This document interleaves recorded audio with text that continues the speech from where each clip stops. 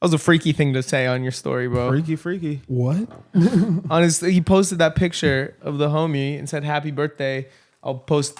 I'll keep it PG for the feed. No. That was a crazy caption. I'm not gonna lie. Your stories be wild, bro. I'm not gonna lie. Why is that freaky? Like, what do you got on your phone with you and Terrence? That's like not postable on your story. Is this XXX? We got the X-rated content. That you also think is like acceptable for his birthday post.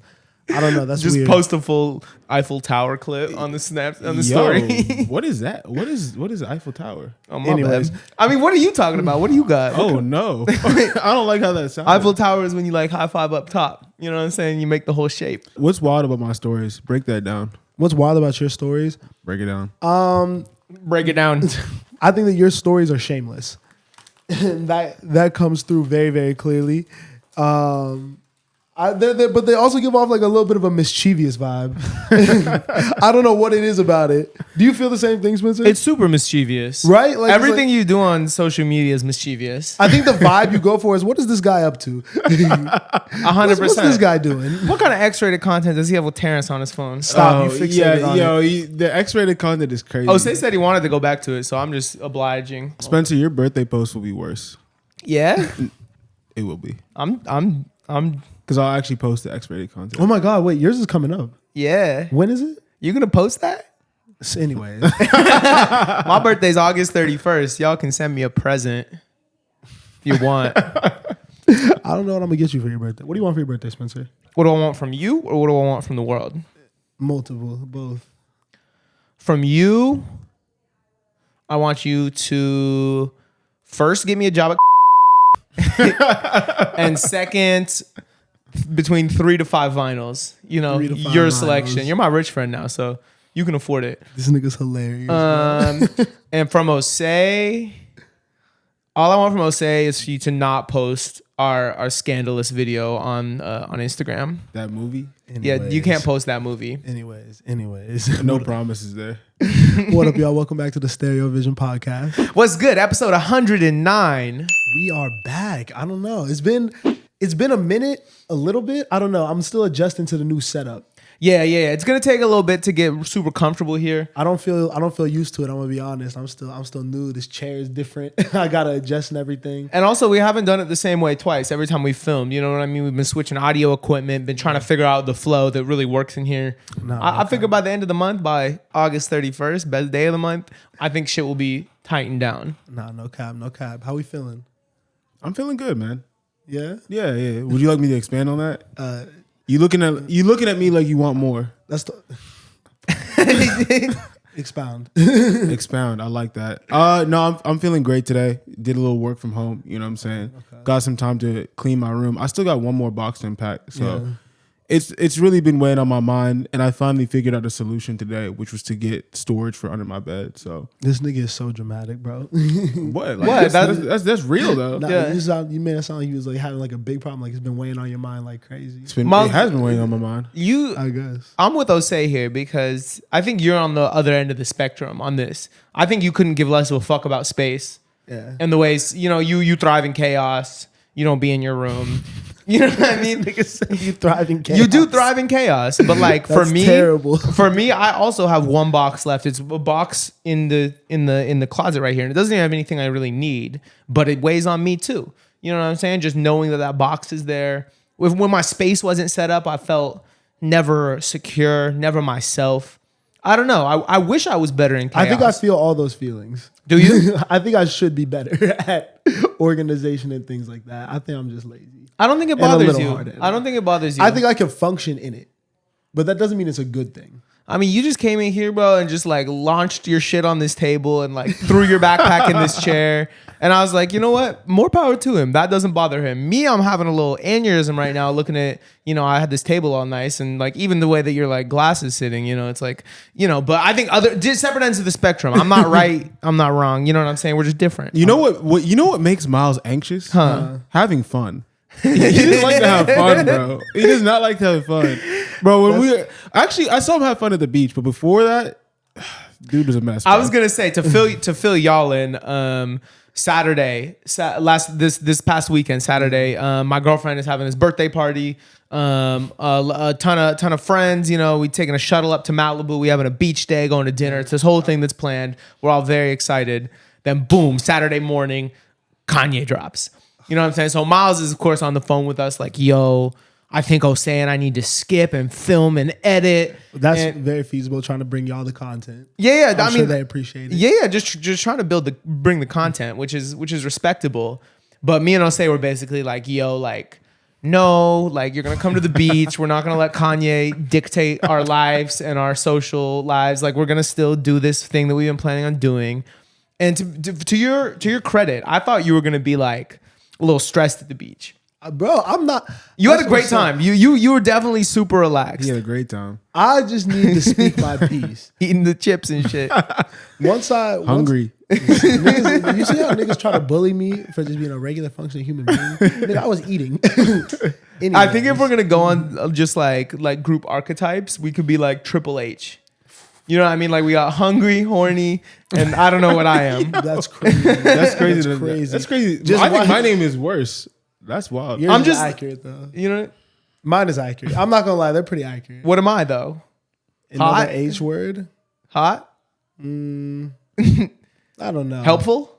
We're gonna have to think on that. I'm gonna come up with that in like 20 minutes. Okay. Just let me know when you do. Give me time. But yes, Kanye's birthday vibe. Yeah. Shout out her. You know what I mean? We had a good time throwing around the football and shit like that. I don't know. The beach isn't really my thing.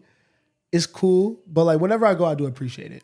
Yeah, you were getting super into all the activities, bro. Give me an activity and I'm gonna do it always. We were full sports mode at the beach. I played with a football, a frisbee, paddle boards, and a volleyball. We were and boogie boards. Bruh, why'd the cop pull up on that fucking quad, bro? That was crazy. That was just the funniest image ever. Because I like didn't see him pull up, and I just look up, and there's just this guy like talking down at people from this quad. Like, what are we doing right now? Man, if y'all live in California and go to the beach and you go to Malibu Beach, just make sure you got some brown paper bags on your drinks or pour them in a water bottle or something. Because I thought the whole day was gonna be ruined. Yeah, Because we pull up, and I was the one that was pushing for Malibu. I was like, yo, we should go to Malibu. It's beautiful, nice beaches, good vibes.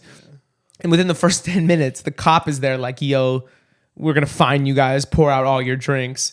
And then the homie Noah pulls up and he's like, if any of y'all get in the water, you're dirty. Like there's like a that a thing? bacterial Yeah. infection. Can someone let us know that? I heard that the what was it? That the beaches had like pollution in them. That's Yeah, like there was real. They said there was like some sort of toxic spill somewhere near Malibu. And a dog wow. swam in the water and died. Noah loved saying that. He said, this dog died. And I was like, no, just keep that to yourself. California Like, listeners, stay away from the beach. hey, I was all up in that water and I've never felt better if I'm being honest. Vince is gonna grow a third. Yeah, I was forced to be in the water too, but I guess I was just built different, you know. Forced. funny. Osei was like, I gotta wait, we gotta put the pictures on I'm screen sitting right now. outside, man. I'm sitting Man. outside just moving. I've been having a great time, bro. Maneuvering. Man, I'm really Watching the single lifestyle through your lens is my favorite thing in the world. I can't lie. The thing is, I don't know if I would operate any differently if I wasn't single though. I think you would.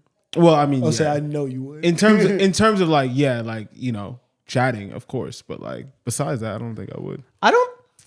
I didn't see you do anything at the beach that I didn't think I would do. And that's what I'm saying. No. You just sat on a cooler and made friends. Yeah, I'll say it's Yeah. calm. I'll say it's calm. It's funny how when I sit on the cooler though, and I'm making friends, it looks a type of way. Even though I literally just sat there, it didn't do anything, but it's okay. Because I'd be like, what could this guy be talking about right now?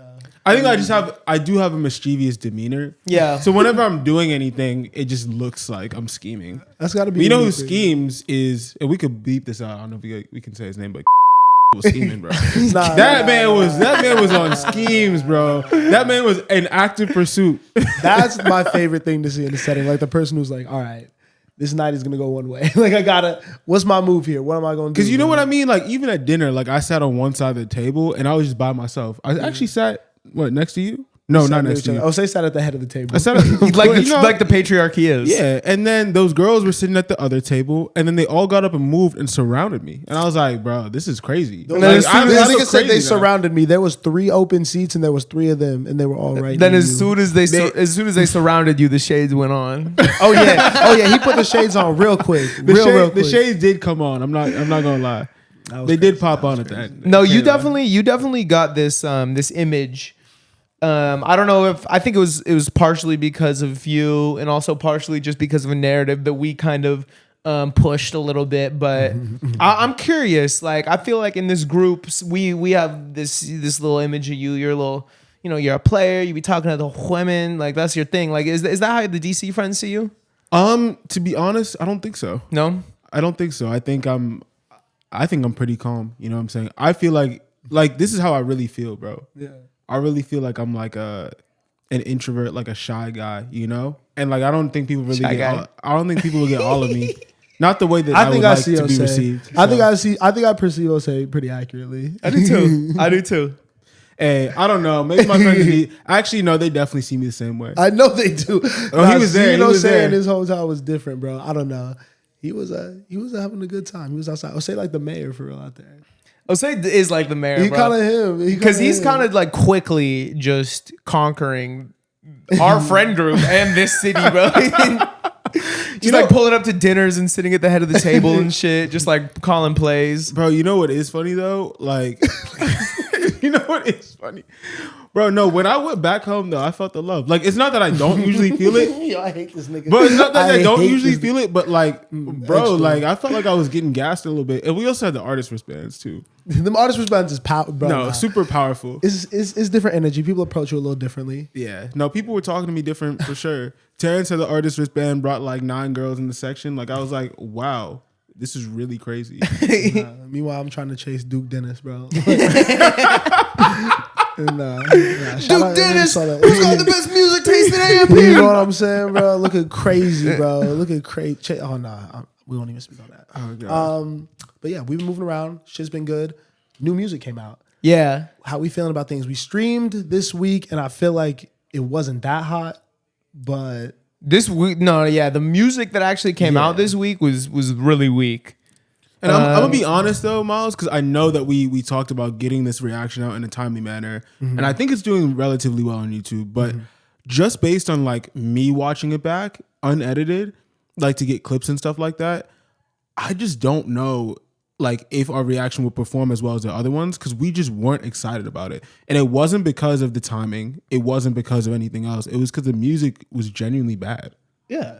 And we had been in the sun all day. It was a long day. We were tired. Yeah. I do think that timeliness is super important, but I also think, allowing ourselves to give our best performance is also really important, Yeah. I mean, but to be honest, like it wasn't like, if it would have been great, I think we would have got into it. That's what I'm saying is maybe you guys see it a different way, but I really watched it back and like I didn't see tiredness. I just saw like disappointment. I mean, I think like, we were definitely more objective than we normally are with Kanye. No, for sure. I think Kanye gets a lot of grace with us for sure, especially on first listens. Just because I think we get really taken by the production. It's not so much about the lyrics and all that. It's more about the vibe. Stuff feels like it's very big and epic. Like we gas it a little bit sometimes. Even I can say. Cause I don't really go back to Vultures, but I look at how I reacted in that reaction. I was going crazy. You know what I mean? And with this album, I feel like I was just like, I don't need to do this anymore. Like I didn't know this was gonna come out. You already inconvenienced me and fucked up my day and shit. You know what I mean? I just wasn't like, I'm not gonna give you no grace. I'm gonna just take this for what it is. But Vultures 1 had so many more moments. It had Fuck Some, Carnival, Do It. I agree. It's a better album. Like there were. You said Vultures 2 was better in the reaction. Yeah, and I take it back. I take it back. It's like this new project didn't really have that many highs, and like I keep listening back to the songs that people are talking about. I think it's Promotion is one of them. I like Promotion. And then there's the Playboy Cardi song. What is it called?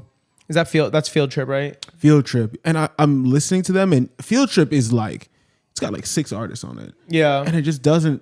It feels lackluster to me still. Yeah. I mean, the only thing I'm really listening to is I like Time Moving Slow, the second track. Yeah. Even though he said the popcorn cock thing, bro, I still think that shit is groovy.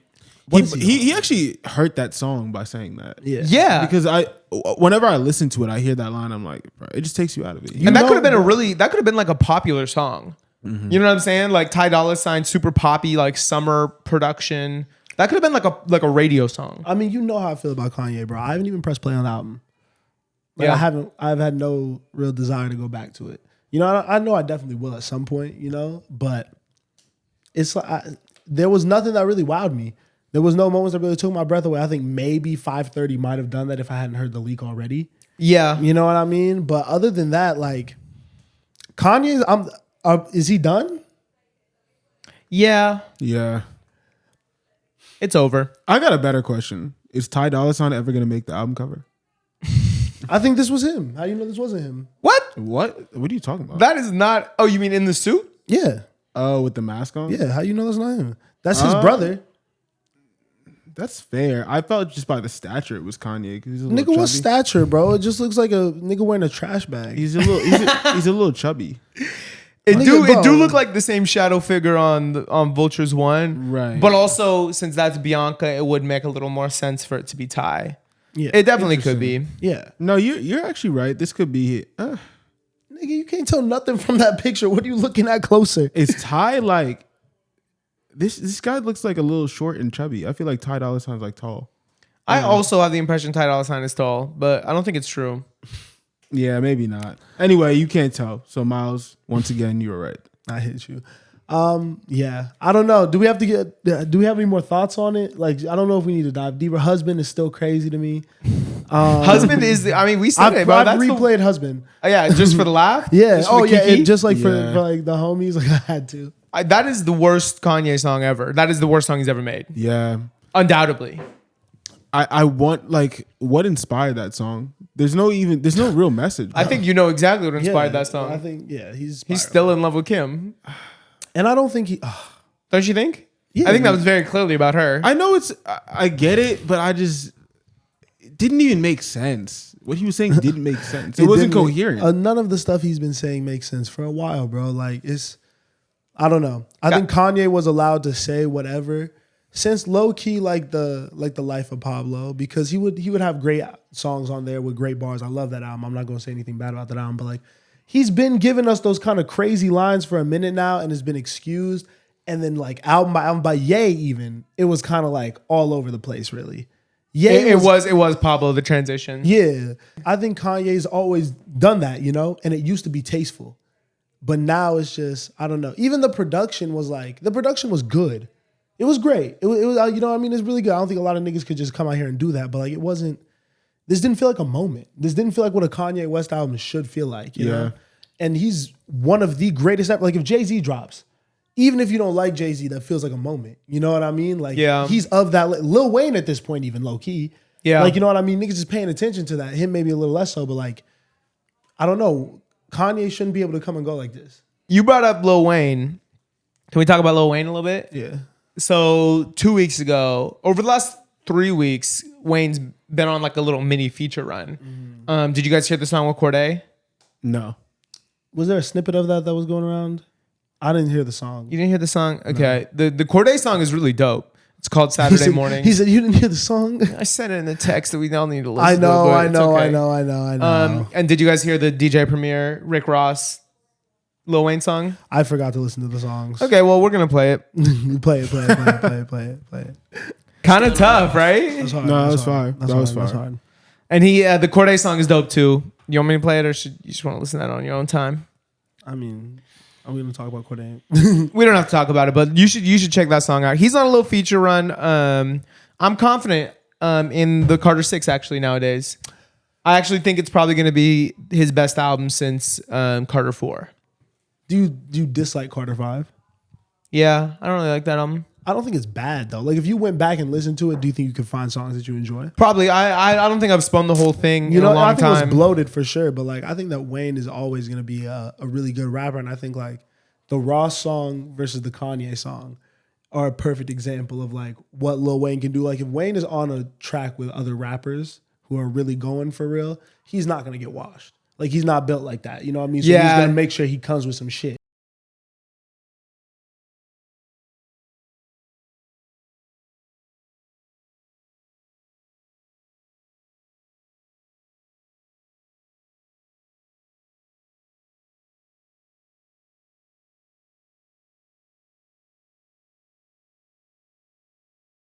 You love it, don't you? I don't love it. We but talked I like about it. You love it. I think the production matters for Wayne too.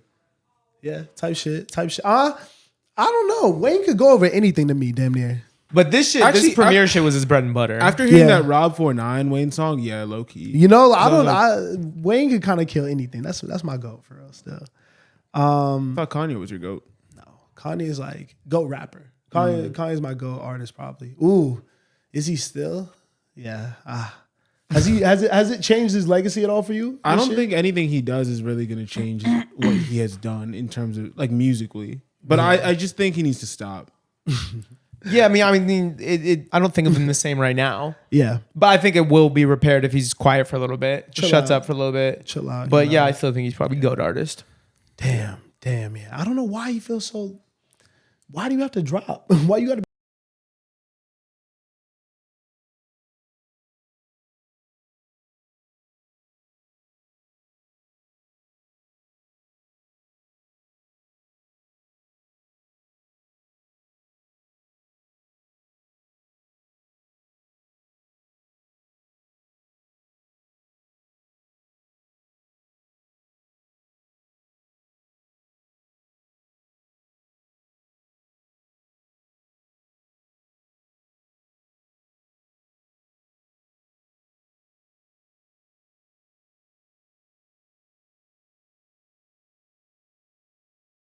Which is why I do think this track could go if they move it right. I think that from a delivery standpoint, that's what really got me on this one. Yeah. Like she was just so animated on this track while she was killing shit with the bars. It's so fun. And then obviously I think that the way that like we were talking about, she's aligned herself with the LGBTQ community. Yeah. And like, I don't know, it just seems like she really has found a pocket that works for her. Mm-hmm. And a group that is going to embrace her and kind of push her to the next level. Because I think anyone who's in TDE, anyone who's into rap seriously has been known about Doechii. But there had to be more people that had a reason to care and had a reason to join the fan club. You know what I mean? Because good music can only go so far at a point. Mm-hmm. You know? And like obviously I think consistency with dropping and things like that really, really help. And I don't want to like downplay the success that she's even already had. Like Doechii's a very, very legitimate artist. I think any like major producer, songwriter would love to work with her, you know? Yeah. But she makes music that is going to be very, very big mainstream. And kind of has, you know what I mean, with Persuasive. Yeah. And what it is was bigger. Yeah, you know, like she makes those music. She should be a huge artist, bro.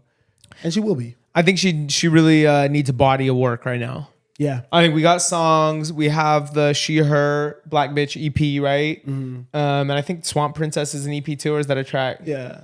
She's got a couple. No, Swamp Princess it's a song. I think it's a song on that EP. Yeah. I think she's got 1 or 2 EPs and a bunch of singles, but one full body of work that the curators will eat it up. Blogs will eat it up. Critically, it'll be on year-end lists. It'll be highly reviewed. And I think it'll have some slappers on there too that'll go. I agree, but there's got to be a single. And she could get it off because she could put What It Is on there. Yeah. And make that part of the project, which I think might happen, but I think she is probably going to want to catch one more. I hope this one catches. I hope they really push this one. Well, because I think that this is part of remember I was telling you the series that she's doing. Yeah. Like the Swamp Diaries. Like, so she's doing a bunch of visuals. I feel like this was just one of those drops. No, because this one was marketed. Yeah. So who is she signed to outside of TD? Like who works her? What major? I want to say RCA. That sounds right. Yeah, that's definitely right. Doechii. Because it's the TDE women that are RCA, right? Yeah. In my opinion, Capital. In my opinion, too, she might just need more like visibility, like more like freestyle, like live performance stuff. I know that that's like what everyone's doing, but I think when you're actually like talented, like skill wise, Yeah. I think those things can like have a really big impact for you. I remember Megan blew up off of just doing like a freestyle, like one of those like freestyles in Houston. She was in a cypher. And I just feel like that moment was impactful for her because she was up against like a whole bunch of dudes and she low-key bodied all of them, you know? Yeah. I think like Doechii needs a moment where she can like present all her skill set and like it can be compared to other people, if that makes sense. She's really in like the most interesting place you could be as an artist. Yeah. Because she does feel like not all the way established, but like she's been out for a while and had success, but she's not like all the way broken through. So it's like, you know what I mean? Because there is a big thing with like, and I think like we're even learning this, you know what I mean? You have to manage your looks. You know what I mean? So you can't do everything because that might be perceived the wrong way. You know what I mean? So like you have to make sure that everything is up to a certain standard at a certain point of whatever you're doing. And I think that with her, like, it's probably very hard to pick and choose what things she can and can't do. So she's aligning herself with the right people, you know? Definitely. Yeah, I think the Doja Cat tour was a great look for her. I was gonna say, I think I think a tour, a live experience is also very valuable. They're like Doja helped, Yeah.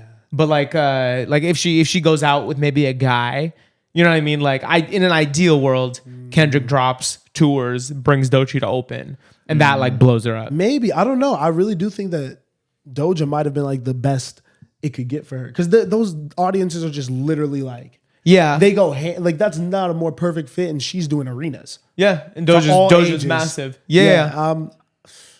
They're very close. Oh But yeah, I could see how That, the Kendrick look would work too. Yeah, that would go crazy. What else dropped? What else are we talking about music wise? I mean, we haven't had a chance to formally sit down and talk about the DJ Mustard project. Okay, yeah. So I do kind of want to talk about that. Have you guys both gotten a chance to give that a listen? Of course, Yeah. bro. I don't know. I listened to it, bro, and honestly, I was just super happy, and I thought it was a super uplifting album, really positive. I think like DJ Mustard obviously just got his first #1 with Kendrick and Not Like Us, and kind of got roped in to be one of the main figures of this beef, this Drake Kendrick Lamar beef. And I think he really could have tried to capitalize on that, but instead he just let it be what it was. His first #1, a ton of eyes on him, and still made a super uplifting, positive project that I think was really good for hip hop. Yeah. You have people from all over. The bars, they're never too violent or crazy. You know what I mean? It's really a positive album that I really also think slaps hard. I mean, I think that it's a testament to things working out how they should be, because he was working on this project before the Not Like Us stuff happened. Yeah. So like, I think that that's just beautiful how that happened to uplift it right as he was about to go into rolling out his project and everything like that. But definitely, I mean, you see it from the title, which I thought was actually, it's funny, just like all the things with Mustard, like how his name is like Dijon and all that shit. But he makes the plays on it, you know what I mean? It works. And he's just great at curating people. And then staying on the name, I think it's cool that on that last track, he gets into the fact that like the name came from Nipsey. You know, Nipsey told him in the studio, like, what if you named, it was actually Perfect 10. He's like, what if you called this, you know, Faith of a Mustard Seed? And he said, I didn't quite understand it at the time. I had to grow, I had to experience that loss, and I had to keep living. And now I think it's the most fitting. And I think it works way better for this project than it did for Perfect 10. Because this shit is super, I don't want to say religious, but it definitely has a very... Start that bitch out with Kirk Franklin. Yeah, you know what I'm saying? It definitely has like a Christian through line, like a loving, like church theme. You know, there's a lot of gospel influences. Yeah, Kirk Franklin's on here. Charlie Wilson is singing on here. You know what I mean? I feel like it could appeal to a lot of generations as well. Yeah, I like this project. I didn't love it though. I thought it was a little boring. And I like it because I love the name. I love the packaging of it. The singles that came out, Parking Lot, and then Pray For Me too. I really liked Pray For Me because I didn't realize it was Mustard rapping at first. Yeah. It was Mustard rapping, and then he was like, you know, talking a little bit. And I loved the idea of going into it, but I felt like some of the tracks were a little boring. I feel like one of them feels like a recycled, what is that, the song on the other joint with Migos? Oh yeah, one of them ones is, yeah, not great. It sounds like Amigos track, but obviously just with Quavo. The Blast song is lackluster. The Roddy Ricch LMA song, didn't love it either. I like that one. I really like Ghetto. That's probably my favorite song on the project. Yeah, it's a great song. And Straight I really like Up Now. But besides that, a lot of these felt like skips. Even Mines, even though I liked it, I just don't feel like it's a strong song. I think you're tripping, bro. I might be tripping about Mines, Mines but I is think as fire. I think as a project, it didn't really live up to my expectations. Pressured Up, Vince and Schoolboy Q. Yeah, but you know that's not gonna be my bag. Yeah, but how do you feel about that track, Miles? Okay. Damn, he don't even love it either. Say you love it. Say you love it. Calm. I like it. I do agree with what Osei saying a little bit. Yeah. A little bit. But I think that that's the intention. And I think you hit it on the head when you said this feels like it's something for all ages.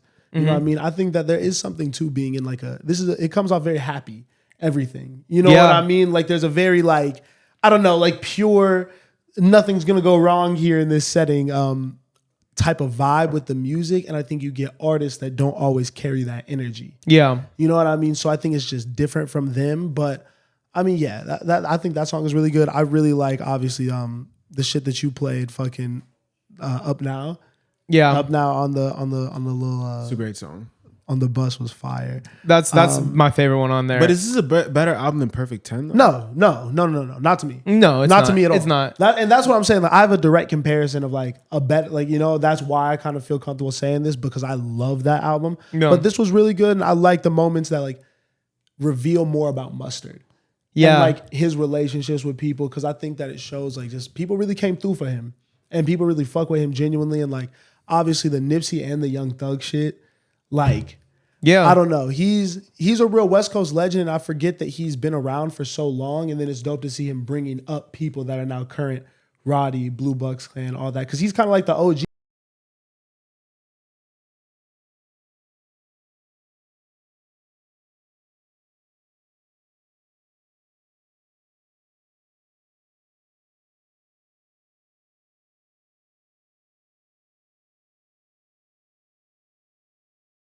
Like Yak's Prayer on the end of there.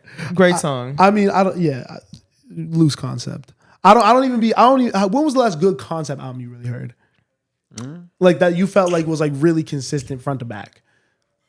I'll be forgetting that shit's even a thing. Honestly, I really couldn't tell you the last good concept album I heard. This one was loose. I mean, it was strong up until up until Worth a Heartbreak. Because up until then, it was very conceptual. You know what I mean? Like, kid wakes up, he's late for school, he's talking to people at roll call. You going to this party? Yes, I'm going to this party. They go to the party, they're at the skate rink. But then you get into Worth a Heartbreak, and he's talking about like, I think that's the one where they're talking about like cheating and like, I don't even know. But then I lose the plot a little bit. Yeah. the last great concept album was Call Me If You Get Lost. Yeah. There you go. That's a really good one. There was one other thing that I actually, Rocky. Yeah. Hijack. Yeah, I'm into the song. It's cool. It's not like anything crazy for me, but it's good to hear from Rocky again. And I'm really excited for the album. Yeah, I think this is exactly what I like from A$AP Rocky. Type shit. There's nothing more I want from this song. Yeah. I'm not going to say it's the best song of the year, but Rocky did exactly what I needed him to do, and I listened to it a lot. I'm going to be honest, I don't think we need to talk about him anymore. Like, you know what I mean? Like, we got it. Like, you know what I mean? I want to hear the music. I'm going to react to it always, but I just want to hear the project. Yeah. I'm really going to hold off all real opinions till I can hear a body of work. Because what is this nigga talking about, Are you going to come with one of them shits or, what are we doing? Well, we can talk about Drake and Lil Yachty. Did y'all hear that song? Yeah. Super Soak? Okay, yeah. So this was the Kai Cenat leak, right? Yeah. That Yachty had sent in while Kai was streaming, and which is really crazy that he's doing.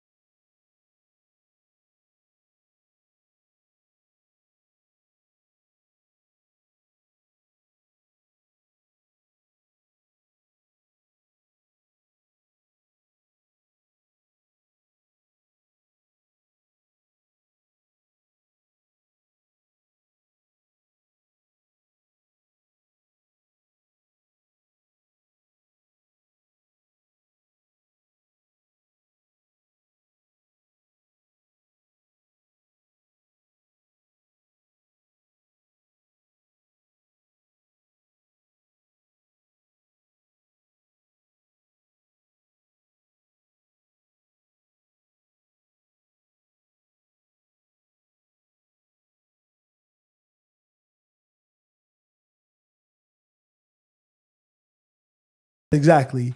And Drake and Yachty sampled one of his songs for Super Soaker. And obviously they're talking about Super Soaker. Yeah. And Hotspot was like, Yachty then goes on the show and is like, yeah, that's probably never going to come out because Hotspot won't clear the sample. Niggas start pressing Hotspot, And he's like, yo, bro, like, you guys could do this, but we got to do a clean version for the kids and shit like that. So like they just sent that in. And yeah, we'll see if it. I didn't know that. I just thought he was like, nope, we're not doing this. And so Yachty said, fuck you. Like, I'm doing this. Nah, it was more like Yachty kind of like aired him out. And then he had to be like, nah, I mean, I'm down. It's just like, I want it to be positive and clean. Got it. And to me, it honestly seemed like they tried to put the song together, asked him for clearance. He said no, and then they just kind of left it. Like it didn't seem like they was really trying to like do the back and forth because he seemed very receptive to the idea. Yeah. Yeah. It does seem like that. I don't think the conversation was that long. Yeah, and I feel like probably shit. the way that it was communicated to the public, things got misconstrued. Yeah. But I mean, that's Yachty though. That's what he be doing. But why? Like if it wasn't weird and it was a short conversation, then why does Yachty send it to Kai? Because like this is never coming out, and like it's like I don't care, play it. Yeah, like it's like a throwaway. But he probably liked the song. It's like, all right, if Kai's doing this segment and I want to like put a song out and send it to him, and that's not coming out, I'll just throw this one out because I like it, and it's with Drake. Yeah, Makes me look good. But don't you guys think that's like a fuck you to the artist that didn't approve the sample? No, Because the song is still out, the message is still being portrayed over his song. He's just not getting paid now. Yeah, the song is out. Once you put it out, it's out. I Yeah. listen to it every day. But like I don't think it's like I don't think that was his intention. Yeah, I think, and it's more like SoundCloud. You know what I'm saying? You can sample any song or use any vocal and just put it out on SoundCloud and it's out there. Yeah, I don't think Yachty put this out with the intention of it becoming a big thing. Because like leaks come out. It's a Drake song. How many Drake songs have been leaked? Like not with a high profile artist. There's a lot of Drake leaks out there. Yeah, but this is not like a leak. This is like I'm sending this to a streamer. It's different than a leak. It doesn't just show up. No, but exactly. So like if It's unofficially released. Yachty released it. If he sends it to a streamer, it's not out even for people to add on SoundCloud. It could be just a private file between them two. Yeah, but it's on YouTube everywhere now. I think I see what you're saying. Yachty definitely knew the gravity of the Drake feature, but I agree with Miles in the sense that I don't think he really was like, oh, this is going to become a thing. He was just like, this is a song I like. It's a throwaway. Let me just send it to Kai because it's never coming out otherwise. Yeah, so I feel I like it's disrespectful. I think it is. I don't think he did. I think I would have done the same thing. Like, I'm not saying he's wrong for doing it, but do I think that Yachty made the decision to, basically just ignore and breeze past the original artist saying, no, don't put this like vulgar song over my sample? Yeah, I think Yachty said, well, I have a Drake song. It's going out. Like, I think what it delivered was, I don't care what you say. I'm releasing it even if I can't do it in the legal way. We're taking steps. Mr. Oswald didn't have to say, I don't want you releasing this vulgar song with like over my shit. He could have just said like, I don't want you to put it out. You know what I mean? Yeah. I don't want this to be for purchase on like Apple Music where kids could listen to this and my name is associated with it. Yeah. You know what I mean? Like, yeah, I don't think that's fair. I don't think it's that deep, honestly. And like, I think that like Yachty may not even put it out, like the clean version, you know what I mean? Or not do nothing with it. I think it will come and go, It didn't seem like Hotspot took it away. That nigga continue with his smiling haha life, Yeah. Like it's cool. I don't think we need to overblow it. Yachty's been all over the blogs lately. He's everywhere. I don't know. Yachty's an enigma right now. Yeah. I can't really catch the vibe all the way of what he's doing, but yeah. I mean, are we gonna get into the shit? We can get into Yachty. It's like, I don't know how you're going to come out and say you're quitting the internet when you have a podcast. No, I wasn't going to talk about that. I was going to talk about Caribou. Yeah, we can talk about all of it. Okay, yeah. I mean, I think Caribou's more present. I mean, the quitting the internet shit is like, no, you're not.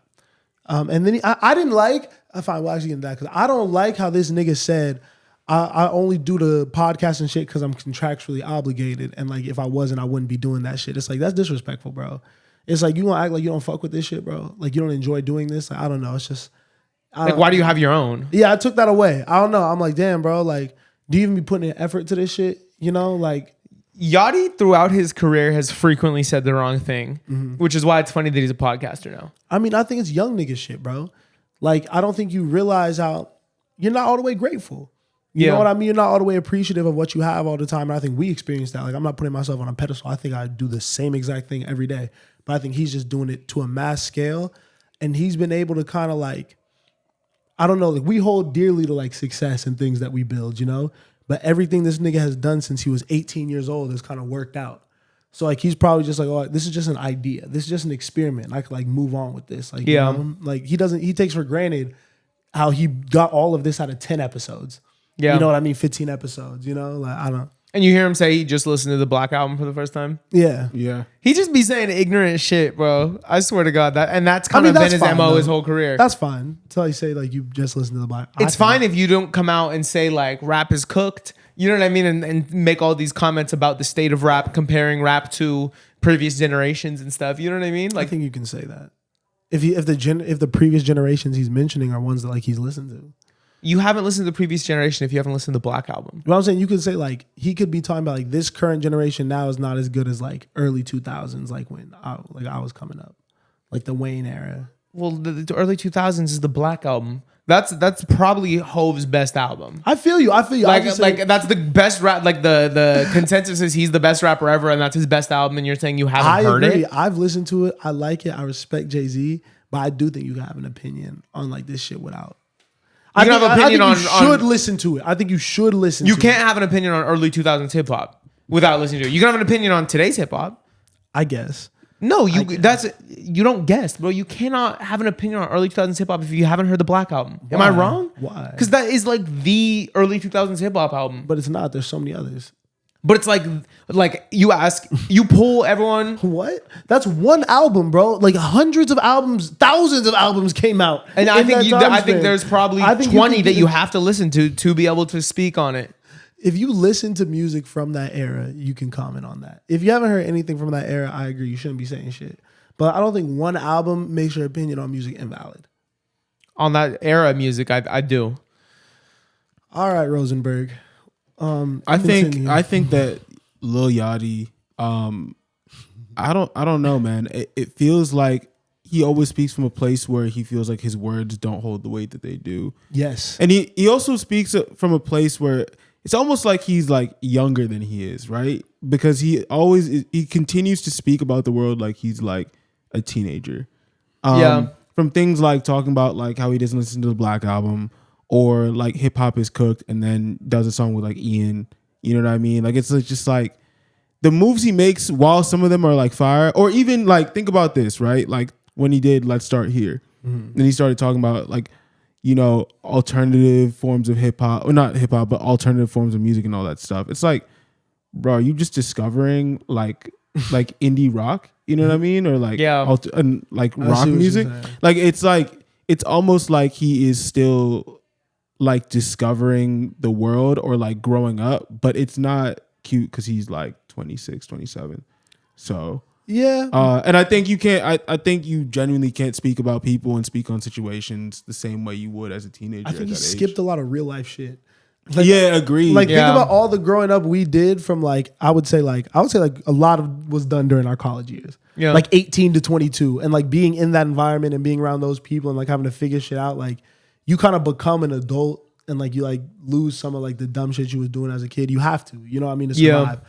I think he just probably didn't really have to do that. Like the nigga doesn't eat like he still doesn't eat like vegetables, right?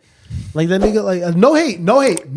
This is no hate. Yeah, none of this is hate. This like, is mostly I fucks just with Yachty. us trying You know to what I figure this mean? shit out. Like I'm just like, wait, are we not allowed to hate on him for not eating vegetables? You should eat vegetables. That's crazy. Eat a vegetable. Gang. We have to promote nutrition. For sure, bro. Eat a vegetable. You're an adult. It's not even about the vegetables. It's about like bragging about not eating vegetables. And eating pizza. Like it's like, you see what I mean? Like it's just a weird like. It's like, bro, how old are you? You know? That's your contemporary. What, Yachty? Yeah. How so? Y'all the same age. Oh, I see. You know? Are you more mature than Lil Yachty? Is that what contemporary means though? That we're just the same age? No, that's not. Could you dive a little further into that? What is? You see how we get stuck on like a word? Like yeah. You and Lil Yachty are the same age. How do you feel about that? I feel like Yachty makes more money than me. That's fair. And I feel like Yachty has been able to do more stuff creatively than I have. But I do feel like I'm probably happier than Lil Yachty is. What's your favorite vegetable? My favorite vegetable, I didn't know avocado wasn't a vegetable. That's definitely my favorite vegetable if it is. But I think it's not a vegetable. I think it's a fruit. It's a fruit. It's a weird fruit. I think I like peppers, like red peppers. Ooh, good pick. Yeah, you know, because you can cut them up and you can like saute them, or you can just like cut them up and like dip them in hummus. Yeah, I was having them in hummus recently, and I was like, "Oh, this is actually just like a snack. It's like a baby carrot, but better." Exactly, but baby carrots are just like so dry, you know. Yeah, and like, how do they make those? Oh, Bro, what is let's this? let's not get it. Let's not get into that. conversation, bro. Let's not What get is into that. this, bro? What's your Because- favorite vegetable? Because that's bro. probably a very, very sad topic. Did I talk to you? Did we have this conversation about baby carrots, or was that with someone else? No, I Bro, think we're what? just having What is- it. I'm so sorry. I think bro. we're just having it. How do they make baby carrots, Miles? No, I don't care. It's definitely What? fake, bro. Baby carrots. They definitely bro? stun a carrot's growth. My favorite vegetable is onion. A vegetable. Ew. It's so versatile. It's so versatile. Whoa, I'm asking my- a question. I didn't make a claim. I asked a question. This dude's breath always. I'm asking a stinks. question. Is it a Bro, vegetable? you definitely just fucking bite into an onion like an apple. That's definitely on you. You put that on so many things. It's either that. If an onion's a vegetable, I probably eat. That's probably the most frequent vegetable That's what I'm I saying. Like, let's not hate. It's either that or I really like broccolini. Mm. That shit's pretty good. Asparagus is great. I like all. I don't really dislike any vegetables. Yeah, I Kind think of look like a veggie tail. That's not crazy. That's not crazy. I'm not gonna lie. Damn, you look like the tomato from The VeggieTales. the tomato. I thought you were gonna say the cucumber, the tall one. We got sidetracked. Lil Yachty. Wait, VeggieTales was crazy. I haven't nigga, thought about oh VeggieTales my in so God. long. You know, it's like low-key a religious show, too. I was about Really? to say that too. Yeah. Because they do the whole. When I realized it was when they did the David and Goliath episode. I remember that. I was like, damn, this is kind of crazy. Crazy. VeggieTales was kind of fire. It was. I think I was super young. Wow. Okay, you want to talk about Lil Yachty? We can talk about Lil Yachty. Caribou left the Concrete Boys. Caribou did leave the Concrete Boys. How do we feel? Super sad. She was the most exciting member to me. What you think happened? I kind of liked the take that we were talking about that you brought up. Yeah. Where it was label shit, QC shit, Money shit, bro. I think money. The bag got fucked up. You know what I mean? Yeah. She they command different deals. And when you go under that joint venture, there was I assume, I don't know none of these people at all, nothing at all, but I assume they all probably got the same bag. I feel like that might cause disputes within people, you know what I mean? Trying to go do their own situation. I don't know. Yeah. I don't know. Because real life, like the bag for Caribou and the bag for Camo right now does not need to be the same. No disrespect to Camo, I really like Camo, but like you know, I could see how if she was getting paid the same as all the members, her deal was the same. You'd be frustrated. I just think also just on a human level, it's probably tough being the only woman in that group. I don't really know what the dynamic is. Obviously, like she gives off kind of like a tomboy like type vibe, but I do feel like being the only woman on tour, kind of with the guys all the time. Like I don't know. It didn't feel like it was gonna last forever. I don't know if I'm explaining myself well, but I also feel like the way I think, and this is kind of what I didn't want to get into because I don't want to judge people based off things I don't really know. But I'll just say it, like just from an outside perspective, I do feel like it's probably difficult being a woman around like Yachty and all them. Like I feel like they don't like necessarily, they're not very understanding of like the other side of the coin. We saw the way they handled Sexy Red on that podcast. You know what I mean? Like I'm not trying to say they're bad people, but I'm just saying I feel like they just don't understand. Like He don't how to even eat communicate. vegetables, bro. Yeah, like how's he supposed to talk to a woman? I know, feel like, what I you're don't- saying, but I mean, just I feel like I do feel comfortable speaking on their dynamic because there was so much of it documented. Yeah. Like they were all on camera and it really did seem like a calm vibe. And like I kind of get what you're saying about Yachty, but like the other ones all seem pretty chill. Like, you know what I mean? But like they all seem like they know how to deal with women. Like they seem pretty normal around Caribou. Like it seemed like a very down to earth group of people, and more than anything too, like Caribou's like 27. Like I think what's his name? Draft Day is also like probably around that same age. Like they're not like kids, you know what I mean? didn't know that. I feel like immaturity wouldn't be like as big of a factor with it. You I think don't those know. you think those people are mature? I don't think they're like, you know what I mean? Like Camo's got to be like idiots. 17. No, Camo's young. Camo's young. Okay. Camo's like 21, 22. Okay. But like, you know, I don't think they all seem very like level-headed people, to be honest with you. I don't know. I agree, but I did think back to some of the interviews I'd seen. It doesn't necessarily seem like the dynamic is as tight as some of the photo shoots and content pieces make it look. Really? To me, like, have you seen the Montreality interview? Yeah. Yeah, they're like kind of like, I don't know. It felt a little awkward for me. Like, I think it didn't seem like DC was really fucking with Caribou. I don't know. Really? I don't know. I'm just going off like the On the Radar.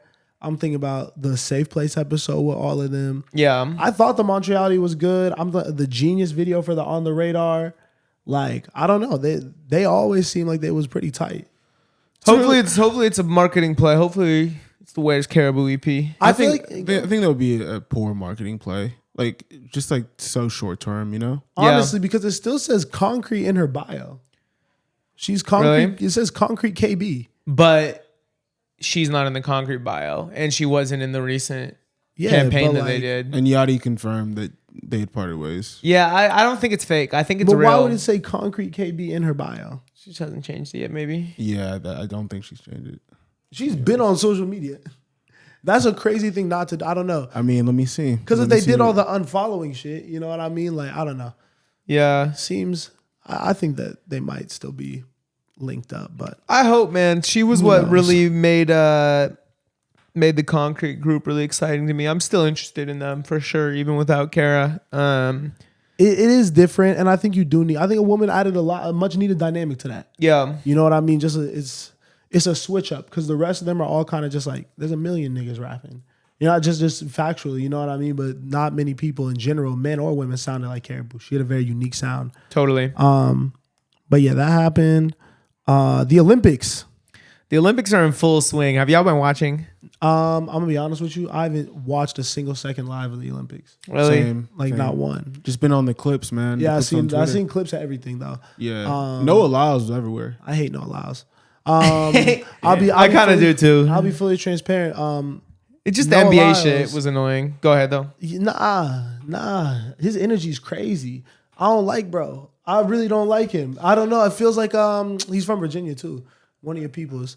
Yeah. He's not a likable guy. You see how he did like the stare down thing? Big teeth. He teeth. lost. Yeah, real big teeth. Yeah. Hey, let's get back to that, man. Let's unpack that, bro. What? Why you gotta attack me just because you don't like Noah Lyles, bro? I'm not attacking you. I'm just saying. Noah Lyles actually went to the high school across the street from mine. So, but I will say, like, yeah, I think just on television, I think his personality comes off as weird. I never really knew him. Like, I never really met him, to be honest. But, like, I do think he comes off a little, like, pretentious almost. He got main character energy. Yeah. He be real. But it's not player, though. It's like it's not player at all. It's not player at all. But he's fast, though. Sha'Carri better. He is fast. Sha'Carri's better. got it. Shout out So- Sha'Carri. Sha'Carri better. But I mean, you saw the NBA comments last year, right? Yeah, I saw those too. And that's what I'm saying. Like, why? You know? World Like, champion of what? he could And be. it's different if you're not from the United States. If you're like a runner from a different country and you want to be like, you know what? Fuck your American basketball league. This is not the world champ. It's different, but like this is your country. You know what I mean? I don't know. I like that all the U.S. basketball players were posted up at his race. I kind of hoped he lost. Niggas wanted him to lose so bad. That was expert hating, bro. I see that Josh Hart was like, he cool though. You know what I mean? Niggas gave him his props because he did. The nigga is fast. He got gold. Fast. He got gold. Lame ass nigga. Yeah. Some other highlights. Simone Biles. Yeah, she's crazy. So tiny. That's just a tiny person.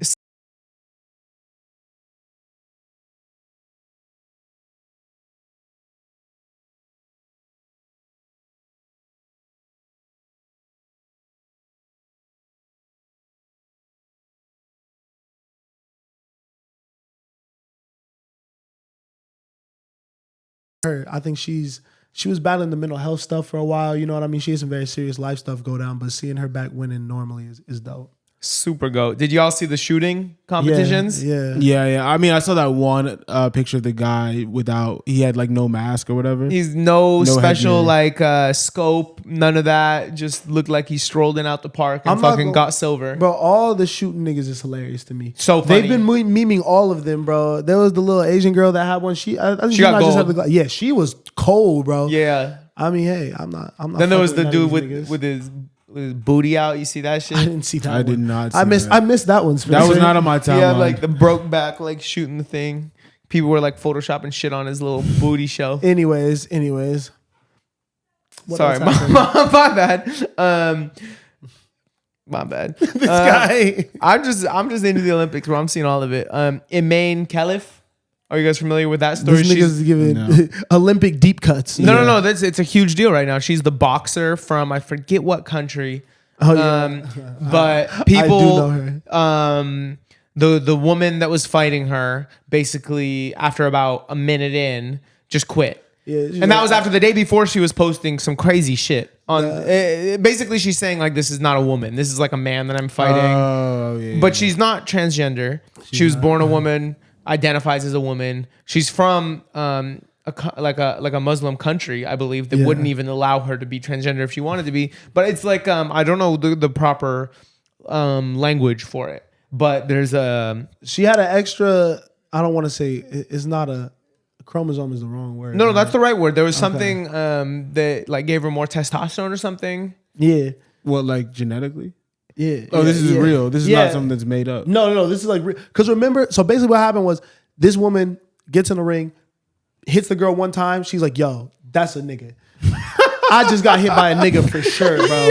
I'm done with this. Yeah, like, I'm not. That's messed up. I'm out, bro. I'm out. Low key. And then everyone on social media was like, "Yo, what we doing Olympics? This is weird. This is strange." And then like we realized that no one had just done their Googles. And like you do a 2-second search and like this woman she was just born this way. She just strong as shit. It definitely is a showcase to how like how transgender phobic.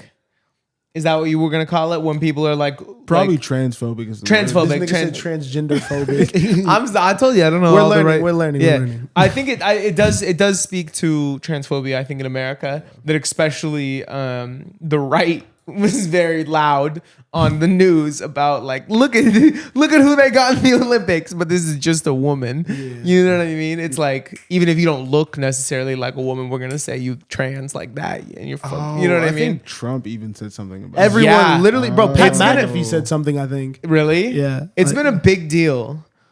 She's from Algeria, by the way. I missed that earlier, but yeah. Shout out the Olympics, bro. y'all see the Shout dude out you. that got DQ'd from the pole vault because his dick hit the thing? I saw it. Only right at the top of that pole. Legs shoot up, and then it seemed to just be sloppy as he turned his body. He might have gotten away with it too if it wasn't for that big French baguette. Did you see that, Jose? I did not see that, no. That looked terrible. Can we show some of these videos on screen? Yeah. I'm gonna show you right now, Wild. because it's really funny, and we can put it on screen. Bro. Don't segue out of Olympics. I'm staying in the Olympics. Okay, good. Damn. Maybe I'll segue out now. 3v3 men's basketball. Them niggas went out so bad, bro. So Jimmer Fredette. So bad. Bro, they got Jimmer Fredette out there fucking huffing and puffing, bro. That nigga's gotta be 40 plus, bro. Why? Bro, and then I love that Ice Cube is like, yo, y'all gotta contract me. I'll get the big 3 all-stars to play. Whoever wins the gold in this shit, we'll swamp. It's over for y'all, bro. Did you see that with the big 3? I didn't see what Ice Cube said. Ice Cube is literally like, we could send whoever wins gold to play our all-stars. That's what needs to happen, bro. Honestly, because it's really sad that we couldn't pull 4 NBA bench warmers and go get a medal in the Olympics. That's what I'm saying. Like, what I feel like it was just lackluster, like commissioning, whatever, bro. Like, how do you not get better players? Do you think people don't want to do it? It's a crazy look. Kinda. But like, go to Paris for free. I feel you. Go to Paris, win a gold medal. Like, where's Jaylen Brown? You know, Yo. nah, they was not gonna do that. That nigga is so far away from the Olympics. Yeah. That nigga could not sniff the Olympics. They got that nigga locked up somewhere, bro. I don't know why they hate him so bad. Where's Trae Young, bro? Put Trae Young on this team and it's over. Yeah. Trae Young and 2 50-year-old plumbers are winning gold. I'm not gonna lie. Trae Young on that. Why does that feel like the perfect setting for Trae Young? Right? So small. So small. Any other Olympic talk? Oh my God. Flag football's coming to the Olympics next year. Oh, that's fire. And that is so funny to me. After our little beach session, maybe we should try out for the team, bro. Nigga, I'm crying, bro. Some random fucking kid from like an African country is about to line up across from Tyreek Hill and get done terribly. Like, it's going to be awful, bro. It's not even going to be close, right? Yeah, it shouldn't be. It shouldn't be. There's no possible way. Maybe the Russians. They're kind of big, right?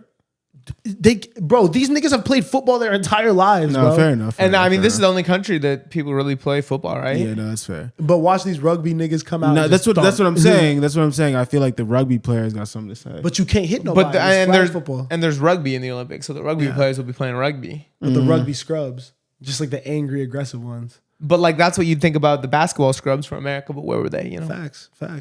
Get our shit together. Have you been looking into fantasy football at all? Yeah. Who's your first wide receiver and your first? That's a crazy question. Who's your Why first would wide you say receiver off the that? board? Not saying that. Huh? Not saying that. Why? We're not in the same league. My people sometimes watch this though. But I mean, what pick do you have? Do you know what pick you have in the I draft do yet? have the 12th pick. So you're not going to get your first guy off the board. Facts. What am I doing with my first pick? Yeah. I'm going CeeDee Lamb. Okay. I go CeeDee Lamb. Over Tyreek. Yeah.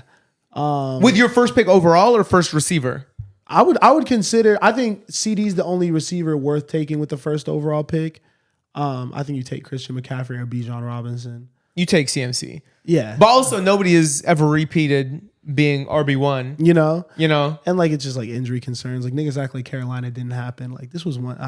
Wishing him well. Shout out. I think I like Brees better than Bijan. I love Brees. I think Brees. I got the 4th pick in my draft. I think I'm gonna take I Brees. don't like the Jets though. Yo, how do I get Aaron the last Rodgers is pick? coming I'm back. so Aaron sorry Rodgers for is this. coming back.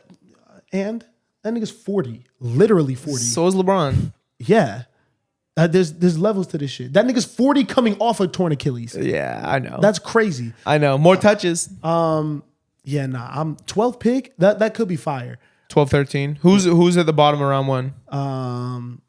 DJ Moore. I don't want him. I want Amon-Ra St. Brown, but he's not gonna fall. I don't know. I'm probably gonna go like maybe Nick Chubb. I don't know. We'll think about it later. $1,500 is how much the winner could get this year.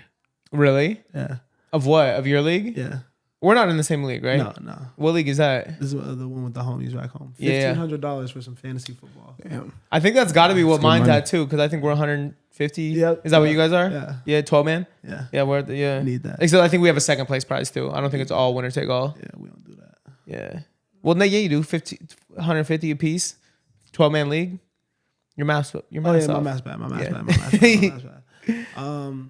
Damn, you got me excited. I need that, bro. I know, today I got excited need for fantasy that. football. I miss that. I miss sports like on the regular for real. That's like my like safe haven. Yeah. Okay, lifestyle. He says during the Olympics. Sorry. Whoops. Throw that shit Let on, me not bro. say It's fire. anything. It's fire. I almost said something. I almost voiced my opinion. I put Trump versus the National Association of Black Journalists on here, but our Biden episode did really bad. I don't know Nice. if anyone cares Keep it about our pushing. political opinions. Keep it pushing. Warner Music Group restructured. That's so depressing. I was like, why'd you put that on there? Well, because I mean, it's really interesting that Elliot Grange is taking over Atlantic Music Group, and so the Grange family now has literally like That just 2/3. sounds evil. Bro, it's Grange family. It's not even 2/3. If you look at market share, those two individuals probably own like 75% of the music industry. They own a lot of music industry. Father-son duo. Like, that's kind of scary. Yeah. And like, there are so many people that could have had that job. Yeah. And he also got to keep 10K. Yeah. Yeah. That's crazy. No, it's pretty wild. Hey, shout out to them though. Yeah, I was gonna say you thought this shit was sweet, bro. That's crazy, bro. It is crazy. That's like, It's like ridiculous, but like, duh. You know what I mean? I If mean, you- I wouldn't have expected this to happen. I don't know if I would have expected this to happen. But not surprised though. Yeah. I mean, why would they not do that? I don't know. It's just like, I think it's bad for the industry. It seems like I'm it's not moving saying- to like a monopoly. And if they want to really usher in, if like they could have some things that they want to change about music and they could get it done. Like, Yeah, if they yeah, want for to sure. really integrate Would AI and start to really replace some artists, they could do that On together. some crazy shit. Would DSPs, all these other companies that are partnered with labels, want to talk to a bunch of people or as few people as possible?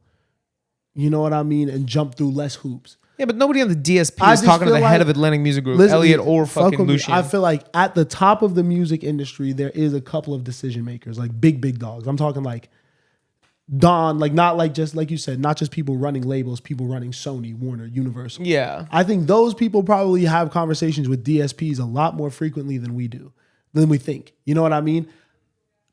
I don't know. I think that there might be a connection there, and like just people are like backing certain things, just putting certain people in position. I think that they're all probably in cahoots. You know, I don't know. Yeah, I mean, Right. he's obviously had some big wins with Ice Spice, Trippie Redd, XXX, RIP. Yeah. But like, to be CEO of Atlantic Music Group, And I think Was 10K 's XXX signed to 10K or did he manage him? What do you? he what did. do you- I forget how he was involved, but he was definitely involved. Got you. Nah, I mean, let's see what happens. Now they can talk about Spotify over dinner. You know, Like, what does that lunch look like? crazy. Who are you buying today, son? You know, Who are you buying is nuts. Wild. Who you buying is nuts. Facts though. Wait, so who runs what? Lucian's Universal. Yes. Now Elliot is CEO of Atlantic Music Group, and Julie, I think she moved up too, but I don't know exactly how she moved up. That's funny, bro. That's funny. Julie's dope. She's like OG. She I don't want was no from that smoke, y'all. OG Def Jam squad. I don't want no smoke, y'all. Just observing. Yeah. Just noticing. Just noticing. Shit. Hey, I'm gonna come work. So, Amen. anything else? Anything else in culture? Or should we get to the fun shit? So this marks the point in the episode where we're going to start a new segment. You know what I'm saying? Basically, each week, what we're going to do for y'all is we're going to revisit a classic culture-shifting album. We're going to go back in and listen to it. We're going to see how it aged. We're going to kind of just make some remarks so we can really talk about it in a different kind of light. So this week, obviously everyone has been seeing a lot about Young Thug all the time, a legend, Free Thug. We decided to go back and listen to Barter 6. Yup. So we're revisiting that album. I got some questions to ask you guys. And then we'll also just have kind of like an open discussion about the album. But I kind of wanted to start with I feel like this is like class. You know what I mean? Like, it's like, all right, guys, I hope everyone read the book this week. Yeah, that's exactly what it is. So Barter 6, revisiting Barter 6. How good was this album? How has it aged? It's almost 10-year anniversary. Like, how are you feeling about the album? I think it's always been regarded as Young Thug's most notable, probably critically acclaimed body of work. I think that everyone's always said, like, when you get into Young Thug music, you should listen to this first. And I took it for granted. I think that I've always enjoyed it. You know what I mean? The slaps off this are obviously like, them, you know what I mean? Check, halftime, all that shit.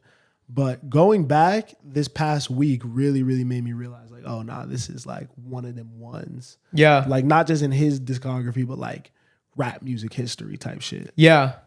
And you think it definitely has stood the test of time? Yeah, it's got better. Yeah. Osei?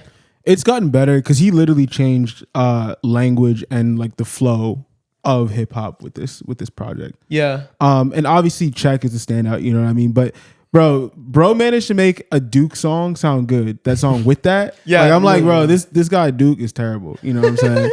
My bad. I Duke gonna beat you up. Used to be part of the operation. My fault.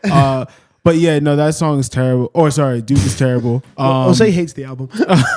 And even he has an amazing Jaquise feature on there too. Yep. Literally called Amazing. Yep. Yeah. It's like, bro, this album has aged so well, and I feel like it could be released in 2024 and be album of the year. 100%. Yeah. This was like when Young Thug really became Young Thug. You know what I mean? Like, I think before this, he had, a couple slaps out. He had Lifetime out. He had 2 Bitches out, Stoner out. But no project had connected on this level. It had been more like mixtape, dope shit, but like nothing that had gotten a Pitchfork review. Nonetheless, like an 8.5 or whatever it got. You know? And it's difficult with Thug because if we're being real and we look at his past projects, like, he doesn't have a lot of strong ones. I think his strongest ones are Slime Season 3, So Much Fun. But like, even like when you look at like Punk, I guess Slime and B is a great project, to be honest. Okay, first Calling of all, that a great project is insane. Osei, What? all the Slime seasons are fire. 1, 2, and 3. But 3 is the best. Yes, I agree with Yeah. you. Okay, cool. I agree with you. And 100%. four is good too. Yeah. I'm Up, fire. I love him. Fire. What? I don't know if he's like a great project artist. I guess Beautiful Thugger Girls too. You guys aren't even talking about my favorite project. Like, I don't know, like Beautiful Thugger Girls? Yeah, and Jeffrey. Those two are Yeah. probably my favorite 3 projects. Jeffrey is an amazing project. Yeah. I can't lie. Yeah, this nigga's definitely. But I think that that's the thing with Young Thug. And I think that he was part of a really pivotal point in music because we're coming out of the Wayne mixtape era.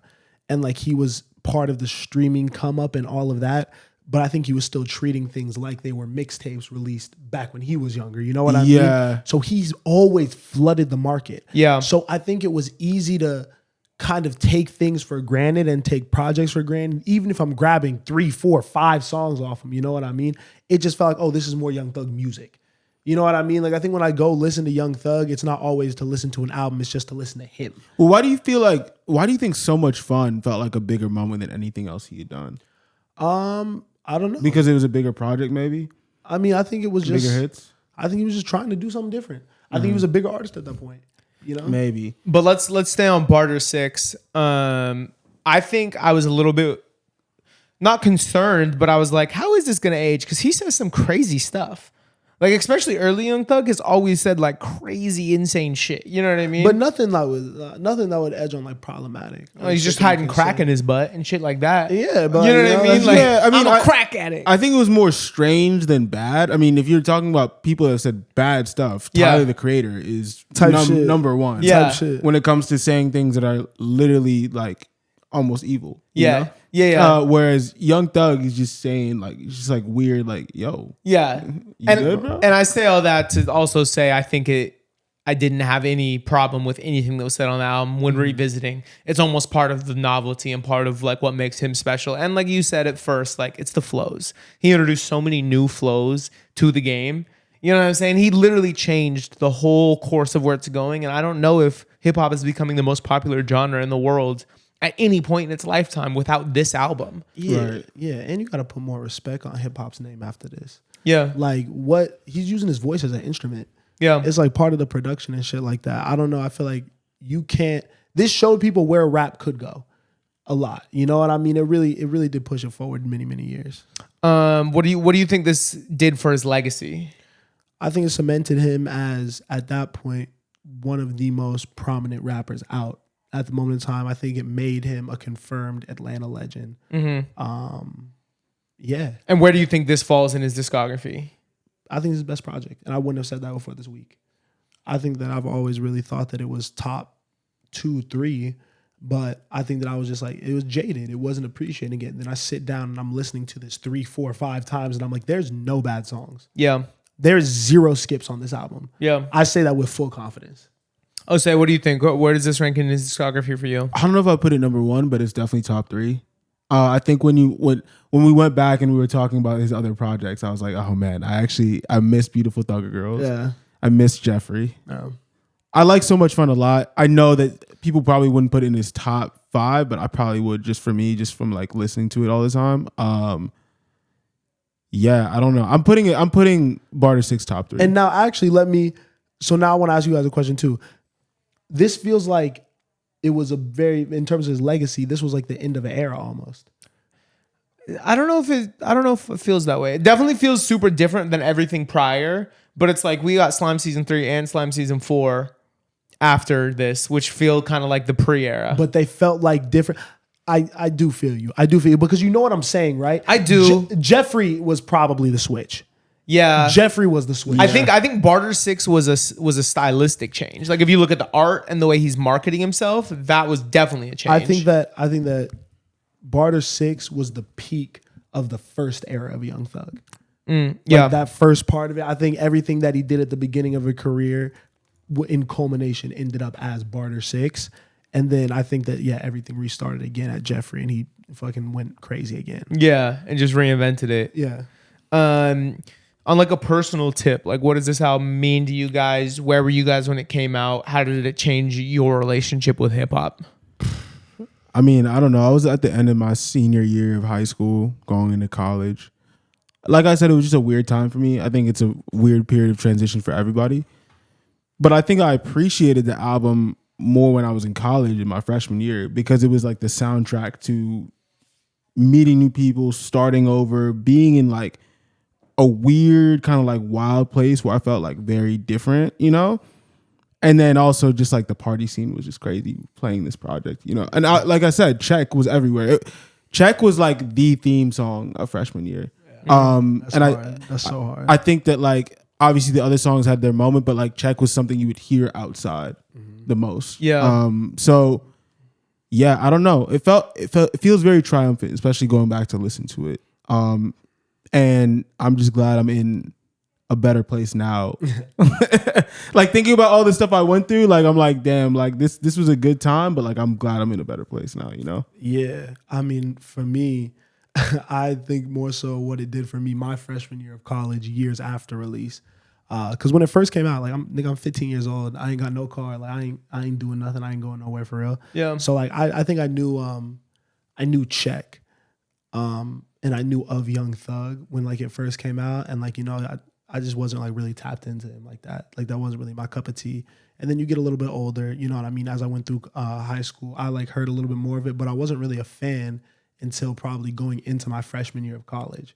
And like I gained an appreciation for everyone coming out of Atlanta, Future, Young Thug, because you know how big of a fan I am now. Yeah. I wasn't like that before. I was really lyrical. Like Kanye was like my favorite, but like, I'm listening to like Drake, Cole, obviously all that shit. But like I wasn't on this kind of mumble rap shit. And then I listened to this album and it was part of changing my entire perspective on music. Yeah. Like it opened my eyes to what I said, what rap could be. And it's like, it doesn't, even if they're not talking about some of the most uplifting shit all the time, this could still be incredible lyricism. Yeah. These are the wildest flows I've ever seen in my life. And the production on this is some of the best trap production ever. Yeah. Like it was versatile too. Like nothing really sounded the same. It never got repetitive. It never really dragged for me. So, I mean, I'm going into my like freshman year of college and this is like what I'm bumping in my headphones, like walking to class, driving around as I'm about to leave like town, bro. Like, I don't know. This was a very empowering album for me. It gave me a lot of confidence. Totally. On the production tip, I didn't realize that this thing was solely produced, aside from Halftime, by Wheezy and London on the Track. Yeah. They're the only two people. I guess Ricky Rax is like also on one of the other songs with Wheezy. But besides those two little placements, it's all Wheezy and London on the Track. So learning that when I went back kind of cemented them and their GOAT status for me. You know what I mean? And their legend status. Yeah, London is different. Yeah, but I think my personal relationship with this album is this is kind of when music became social for me. And when I really started to connect with other people about music. Because like you said, I was 15, 5 months after this came out, I got my driver's license. So I was driving around listening to shit in my car. But I was listening to backpack rap before that. Yeah. You know what I mean? I like bars. I was still listening to a lot of like classic rock and like rock stuff and indie stuff.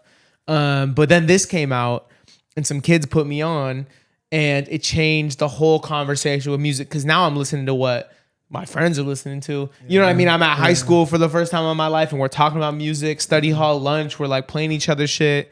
And this turned into Lil Uzi Vert and Future and Playboi Carti and the music that I was really listening to throughout high school and like turning up to. You know, in my headphones alone, I'm still backpack rap. I'm still Kanye. I'm still Kendrick. But like when I'm with my friends, football practice, like playlist, like that kind of shit, weights class at high school, lifting weight, like it was all this. Nah, becoming a Young Thug fan is crazy because like he keeps his fans fed. So I was like throughout high school, like, I mean, I would just accumulate like a random song here and there. Yeah. Like when I heard like Best Friend for the first time, like, well, need that. You know what I mean? Like he has these iconic moments. The first thing I ever heard was Power from this nigga, bro. Ooh. Really?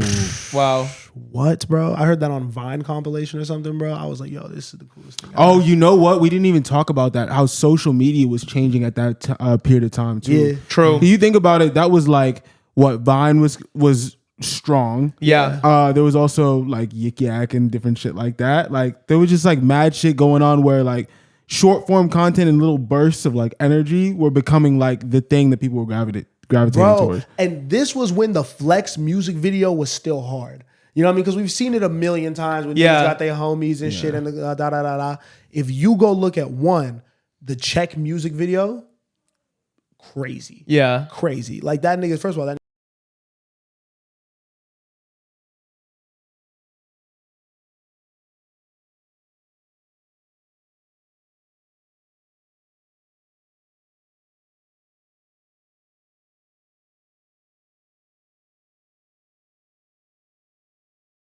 special to me too. I love it, bro. I love it. A couple quick hitters. What's like the objective best song on this album? Wow.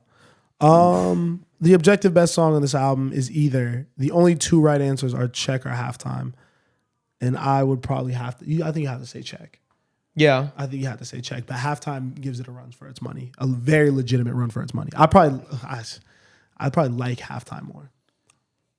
Yeah, I mean, I probably just have to say Check. Check seems like the right answer. Mm-hmm. But what's your favorite song? So I'm upset because I feel like you guys could guess what my favorite song is. Is it Amazing? And that makes me insecure. I really No, like Amazing. I was gonna say I like really Amazing too. Amazing. What do you think it is? I just have heard you play halftime so many times. I've heard like for the entirety that I've known you, you play halftime. You know what I mean? So I just feel like it's that. Halftime is my shit. My favorite song on this is probably either Amazing or Halftime. Those are my two. Oh, but then like wait. But I've always really numbers. liked Constantly Hating. I'm glad you said that because I didn't like Constantly Hating Yeah. until I heard the Lauryn Hill remix that I be playing from SoundCloud. Yeah. And now I go back and I like the song more. Wait, what Yeah. is that? So there's a Lauryn Hill. What song is it? That Thing. There's the That Thing beat with Constantly Hating over it. Oh wow. And it is. I'll play it after this. It's fucking crazy. I'll say It's fire. is wild. Like I want to hear it now. It's crazy. I can't play it. Do you have it? Just send it to me. Yeah. Okay. Oh, okay. Super tough. Crazy shit. I feel like mixes like that make you appreciate his voice more. Yeah. You know, they make you appreciate how versatile it is. Because I think sometimes when you not saying that he's not great over trap beats, but sometimes when you hear Young Thug over I don't know, more of like a dance beat or like a pop beat, you're like, yo, how is he bodying this? And that's Yeah. why I love Amazing so much. And there's even moments on this where like you see him kind of slowly becoming what he ended up evolving into. You know what I mean? Where he'll get a little bit outside of trap. This is like, oh, this is abnormal for someone to try to go over this beat. You know? I Yeah. think this is still very in that trap pocket, but I mean, Amazing is different. Amazing is different. Did you say Amazing was your favorite too? I would say Amazing, or I'll go back to check too. It's one of the two. Yeah.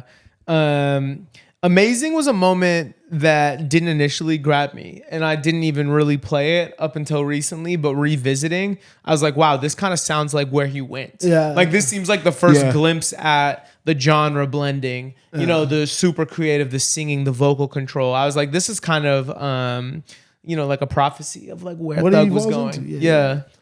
What about you? What was something that you didn't appreciate initially but went back to? Constantly Hating. Oh yeah. Because of that remix right there.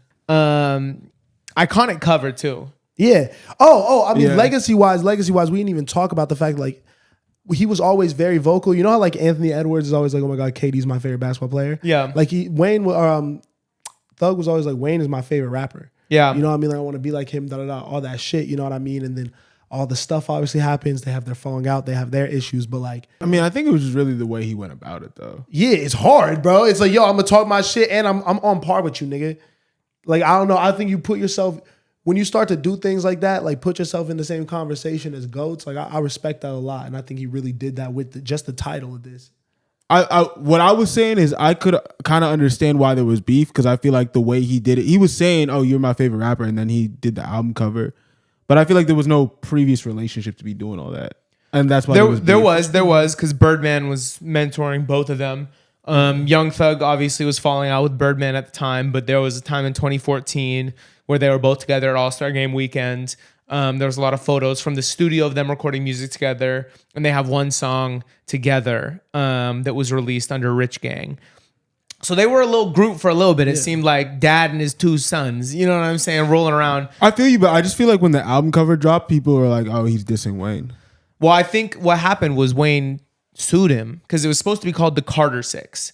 Because Thug had come out and said because Wayne at the time said Carter 5 was coming out in 2014. Yeah. And that's my last album ever. That's what he had said. So Thug said, that's my GOAT. I'm going to do 6 through 10 for him. Wayne did 1 through 5. I'm doing 6 through 10. And then you didn't really hear anything about it. But then Thug comes out and says he was getting sued for calling it the Carter 6. And there was all this bullshit. And, he's big blood anyway. So it's Barter 6 now. Fuck So it, hard. I don't know. That just, to me, that adds so much more mystique to the story. Like I love Yeah. it. That's the most Young Thug shit ever. Like, yo, because he came in the industry guns blazing. Yeah. Like Yeah. the stories about Young Thug are early on. Because what I think people have gotten acclimated to with like the So Much Fun stuff and all that is like kind of nice guy, fun, happy-go-lucky Young Thug. Like, God willing, everything goes cool. He gets out. But like this nigga was not to be played with early on. Yeah. He was a scary individual. He's called Young Thug for a reason. Yeah. Something I think is cool about the story, because we kind of noted that it was like an aesthetic shift for him. And I think a big part of that is thanks to Sandy Kim, who's a really famous hip hop photographer that has worked a lot with Young Thug and a lot with other rappers. And basically, she had this idea. She came to Young Thug because they had a shoot set up for the album cover. And she's like, you're super experimental. You're super genre pushing. I want to do something to that scale on the album cover. And they're at the shoot. And she's like, I think you should get naked. And he's like, fuck no, I'm not getting naked. You get naked. And she's like, all right. And so she got naked and he got naked and they did the shoot. She was just butt ass naked to like make him feel more comfortable. And I do think the result is one of the most iconic album covers ever. Yeah. I don't think a lot of people realize that he's naked on the cover. But have you ever seen any of the outtakes from that shoot? I mean, I kind of always knew. Like, I think you can definitely see that he's naked. Yeah, he looks naked, bro. He looks like he's pissing, bro. It's crazy. He definitely looks naked. Iconic cover. Yes, definitely. That woman is batshit crazy for that. Hey, she got it done. She got it done. She's a legend. Y'all should follow her on Instagram. She continues to do really groundbreaking work. But I mean, we listened to a lot of Young Thug this week, obviously in preparation for this conversation, and it kind of made us want a new segment as well, another new segment. So this is something we're also going to be doing weekly, and we're going to do a draft of Young Thug songs, snake style, and see who can make the best team of 4 Young Thug songs. We'll post them, and you guys can vote and shit. Yeah. So how do you guys want to decide draft order? You mean who's going first? Yeah. I don't know. We can just go this way. Oh, you want first pick? I would say needs it. Let me get it. You know what? Miles, you can go first. I think that's just really difficult in terms of Random number generator. I just think it's difficult for me to go first because I don't want to be like tossing it back and forth. Okay, Ose's got it. Yeah. Ooh. Can I do SoundCloud songs or no? I didn't even think about Sure. SoundCloud. No, I'm just asking. I'm just asking. I don't have to. No, go ahead. Go ahead, but I mean, you realize what we're trying to do. It's not like cool niche hipster big 4. These aren't cool niche hipster. Just because y'all don't really listen to Young Thug like that, don't limit my selections. But you know, you're trying to appeal to the people, make the best. I know, and if the people play any of my songs, I'll be like, you got it. All right, can I go first? Yeah. This is our Young Thug song draft. My first pick is Relationship by Young Thug featuring Future.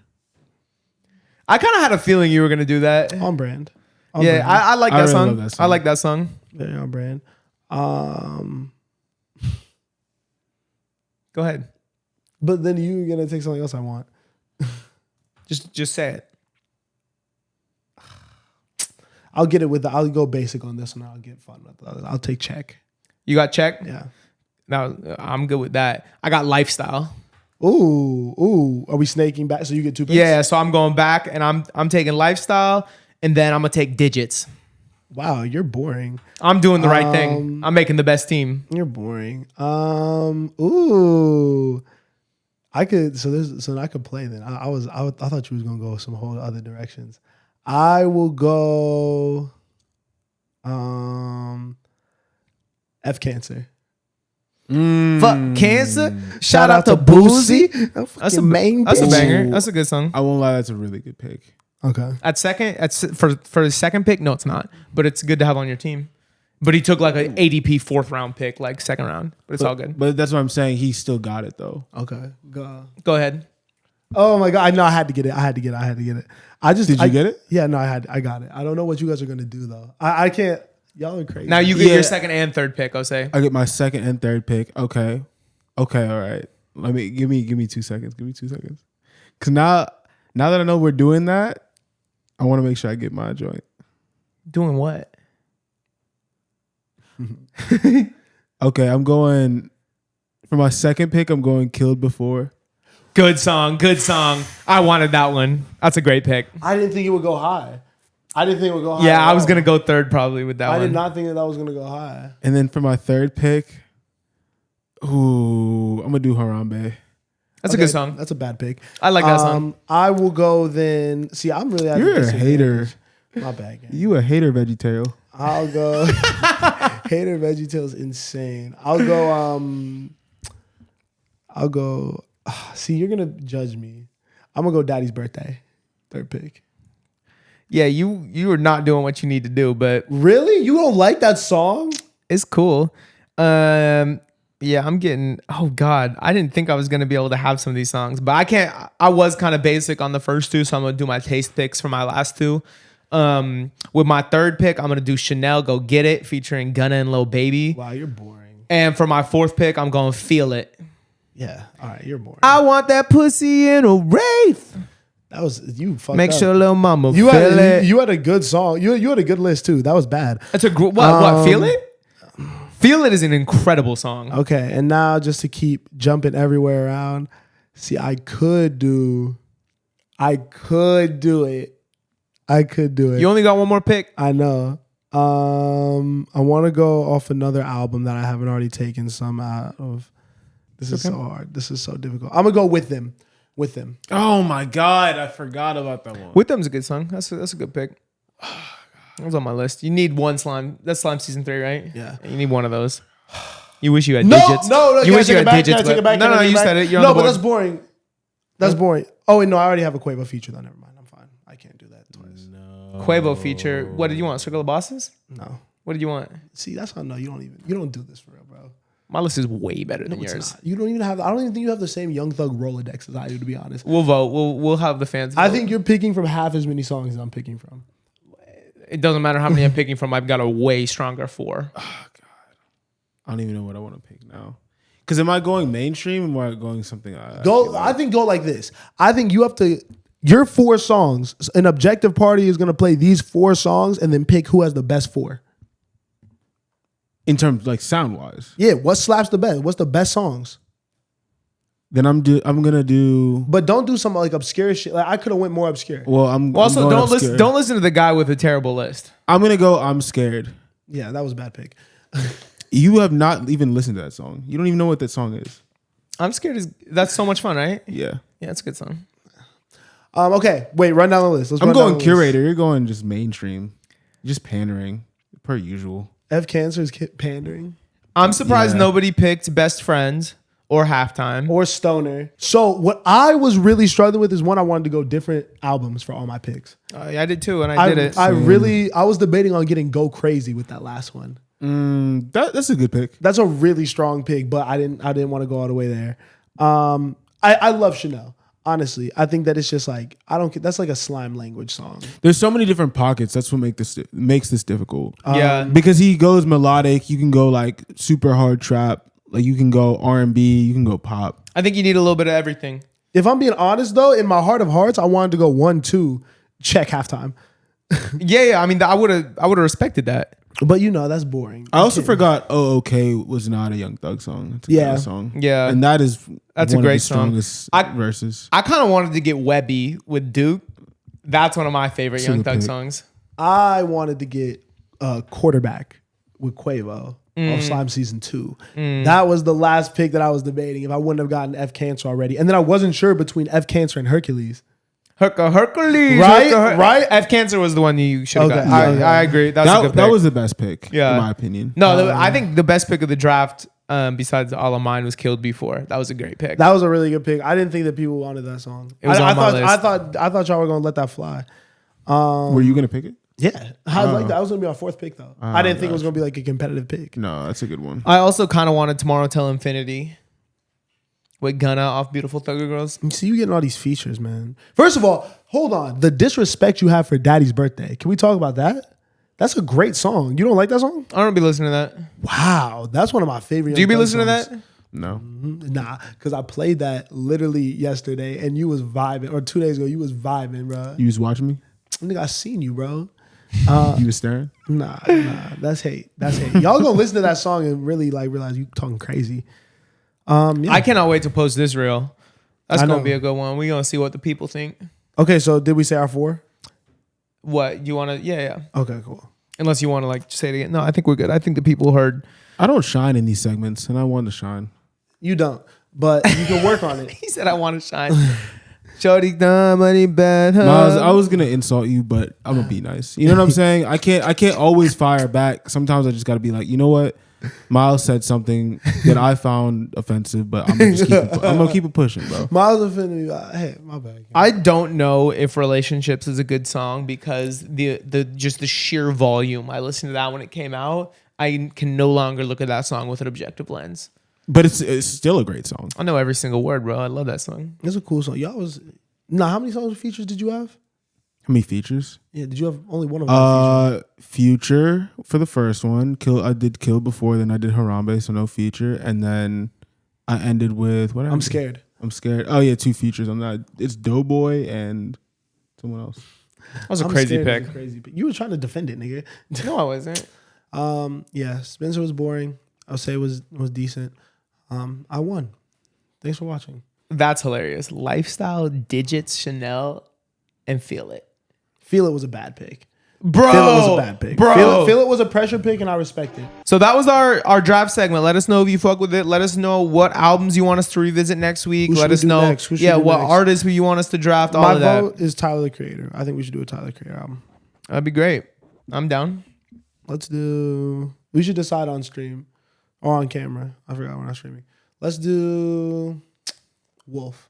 Tyler the Creator. We could do Wolf. That's a good one. We could do Wolf. I mean, yeah.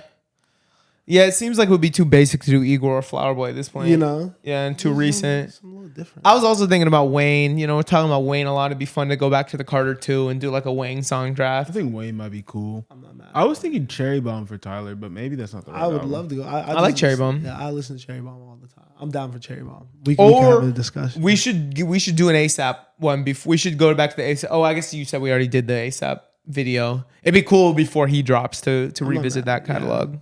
We should do. I would love it if we do it. Can we do testing? Sure. Wow. Please, that would be so fire. God, what a terrible project. I don't really. I think I just want to get you guys' opinions. We could really talk about it. Okay. I mean, let's do Tyler the Creator. Do I look crazy with my leg up like this? Yeah. Put your leg down. I think it kind of fits.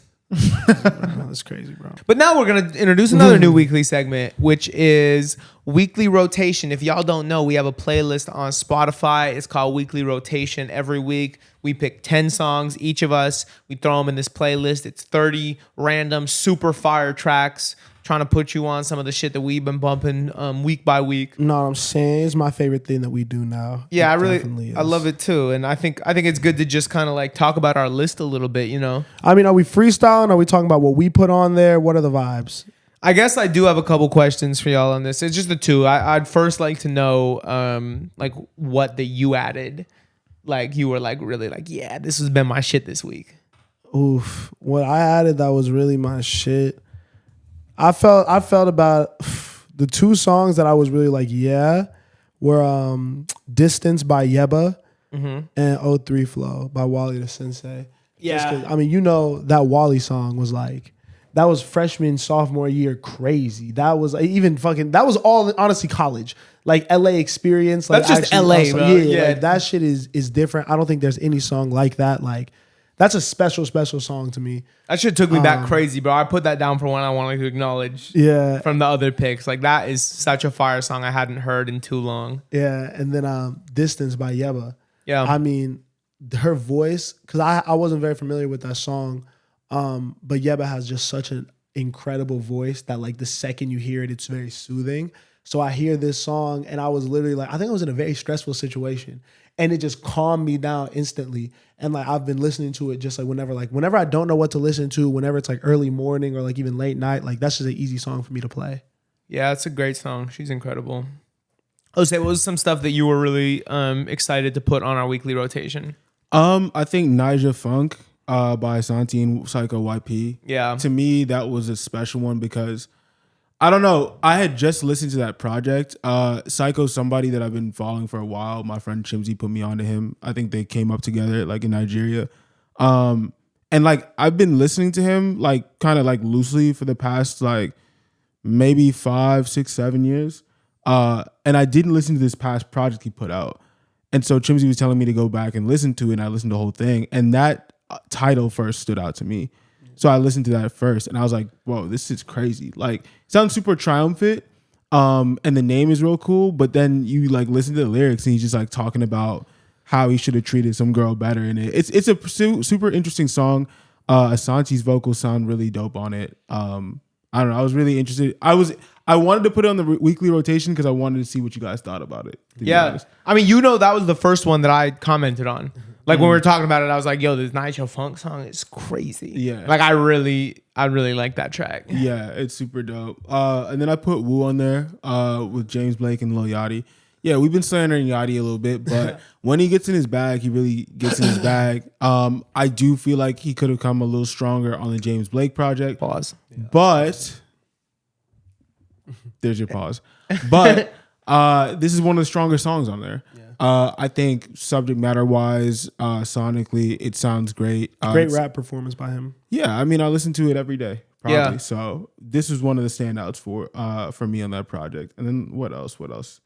I'm gonna do one more. So I'm gonna do 3 actually. I got 3 for you. Yeah, why not? I think Keep It Going by Division. That's a little bit of an old cut. It's a little deep cut on that project, but you know how I like my little Jersey drums. You know what I'm saying? Yeah, my little dance I like drums. that song. I actually like the album a little bit. Yeah, no, that album, Amusing in Her Feelings. Yeah, it's a great project, and that's one of my favorite songs from there. So.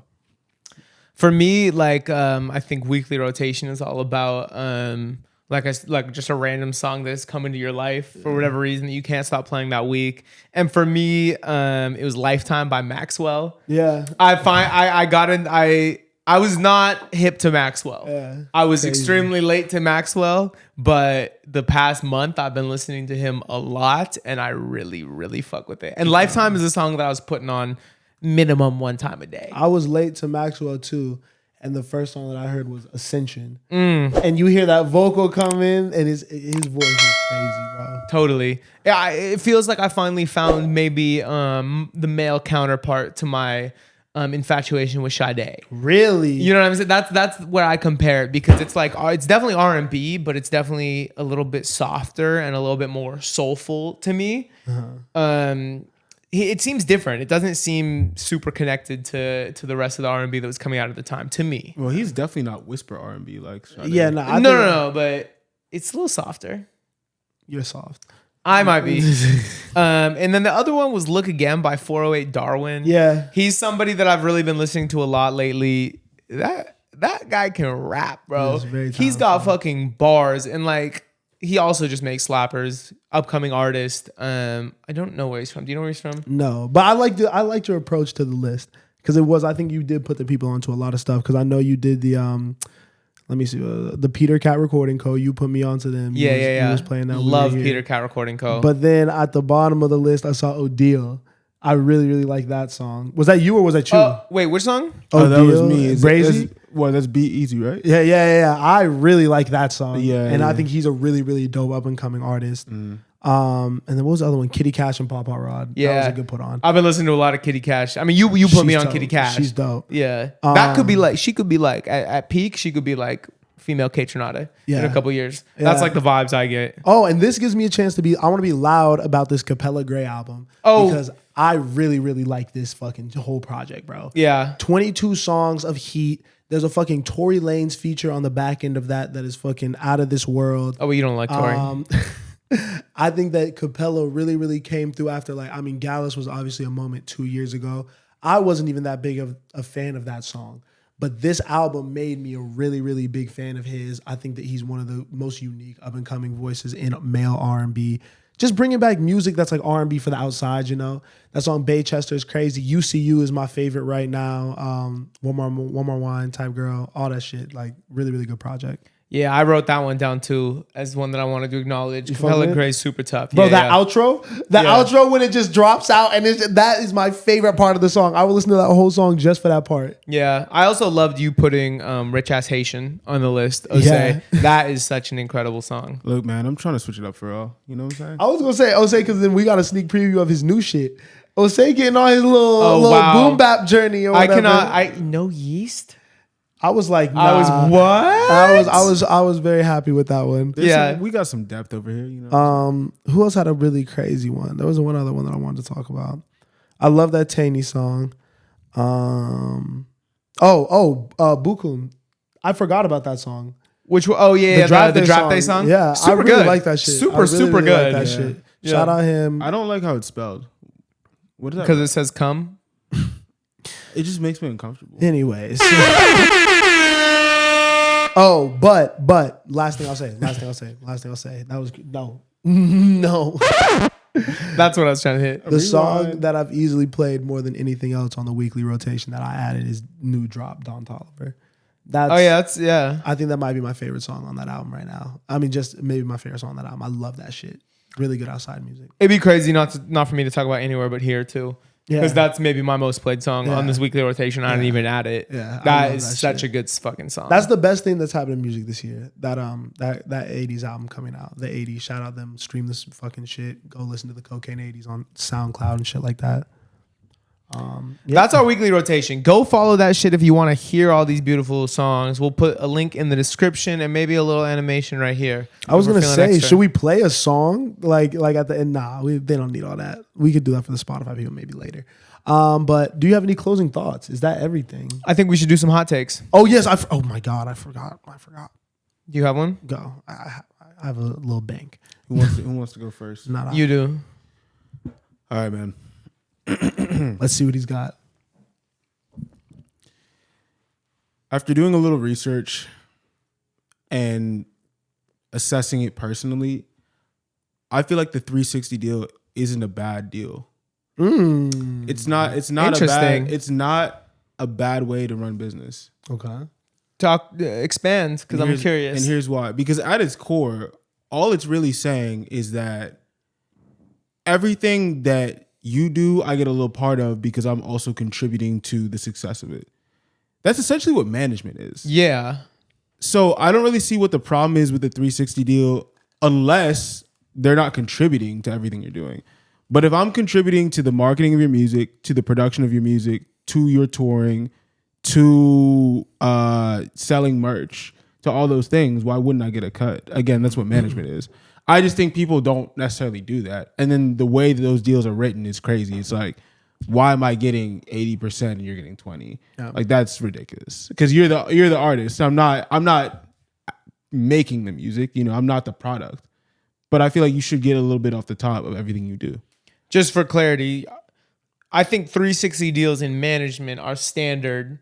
Are you talking about that, or are you talking about like if a label gets you in a 360? Well, that's the thing. So what I want, because as we know, a lot of management teams are becoming management companies. Mm-hmm. So I think we're going to find this problem again, right? Where like, it's not just going to be one person. It's going to be several people or a team that are kind of like, yo, I want a cut of everything. And then they're going to be like, yo, wait, what's going on? I think labels used to do that in the past and didn't contribute to everything. Cause like, why are you getting a cut of touring? Yeah. You're not a part of touring. That's what booking agencies are for. It's a unique situation. I think that what you're saying is not all the way wrong. I just think that in practice, most people would abuse it. But I do think there is something to be said that if you find an artist at the right point, and as a company, as a label, you're investing into this person with no return for multiple, like say you're not betting on star power, like virality, anything, just pure talent. This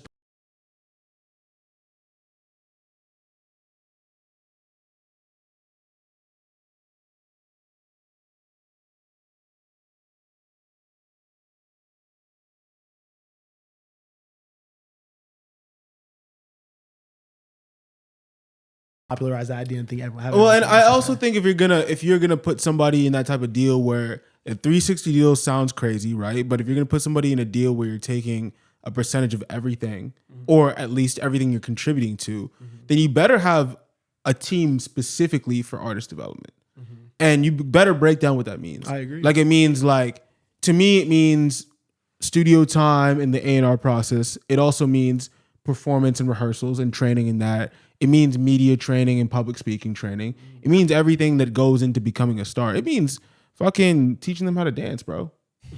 Like and vocal lessons and all that type stuff.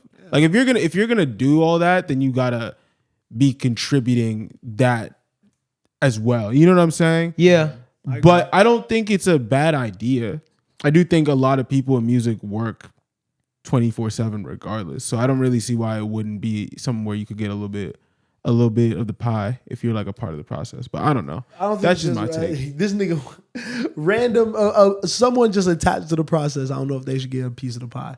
But I think anyone who's maybe investing into the early part of a career, very early on, maybe. They're going to play this clip back in 20 years like, yo, he was a tyrant from the beginning. Look at him saying this at the ripe age of 27. This guy crazy. Okay, should I do mine? Yeah. Hey, good job bringing a take today. That was a good one. That was Proud a of good you. one. Look, man, it's just something I thought of. It was a real take. It wasn't manufactured. I know, So. that nigga did not write that down beforehand. My hot take is that Chris Brown is more influential than Usher.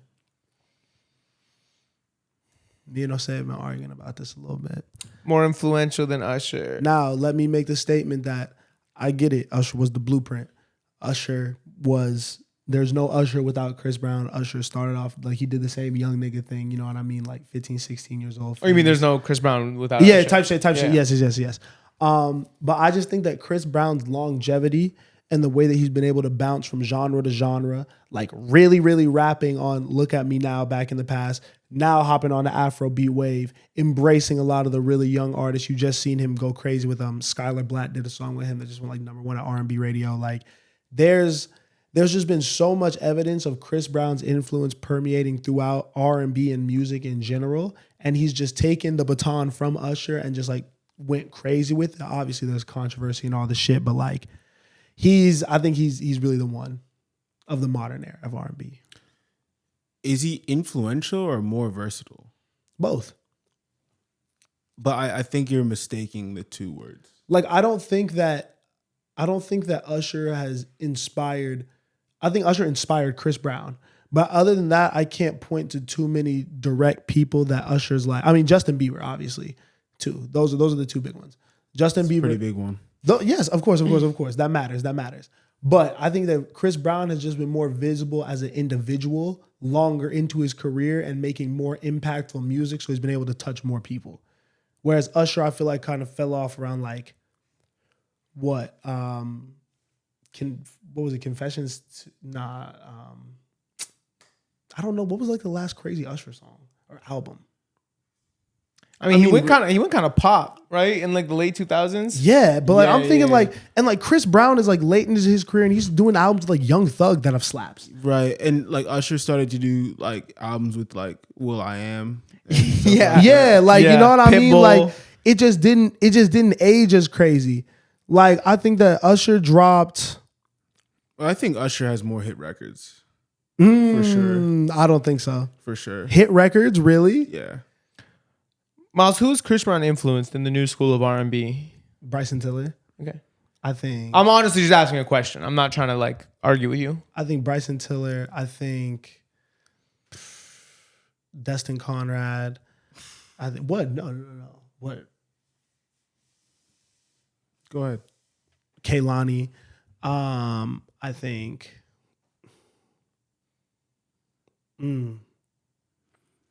I think he just likes Chris Brown because he thinks he's cute. No, I'm just He thinking definitely like do. I'm thinking just stage performance, dancing and singing. The emphasis that he puts on that, like I don't know. I think that this nigga's what. Miles wants a little black eye, if you know what I mean. That's Yeah. crazy. That's crazy. Whoa. Spencer not even refuting the point. Go say your little hot take. My hot take is I think that Chappell Roan will be the biggest pop star of the decade. All right. I think I was disrespectful when I got on here a couple weeks ago and you asked me about her, and I didn't really say anything because I've really actually had time to listen to the music, watch the performances, and learn about her. And to me, she's without a doubt the most compelling thing in pop music right now. And I think if you look at who she's up against, because this is an explosion right now. What's happening with this album that came out last year? Yes. It's almost gold. Oh no, it is gold. It's gonna be platinum within a month or two, and it's her debut album. And it's all organic, bro. It's really all organic. What? I mean, she got dropped from her label. You know what I'm saying? Before she was on Elektra. I don't know. And if you watch the videos of the performances and you listen to old heads that went to the performance, like older women, they'll be like, yo, it felt like seeing Madonna in the 80s. It felt like seeing Lady Gaga in the 2000s. And also, I think pop star of the decade is up for grabs.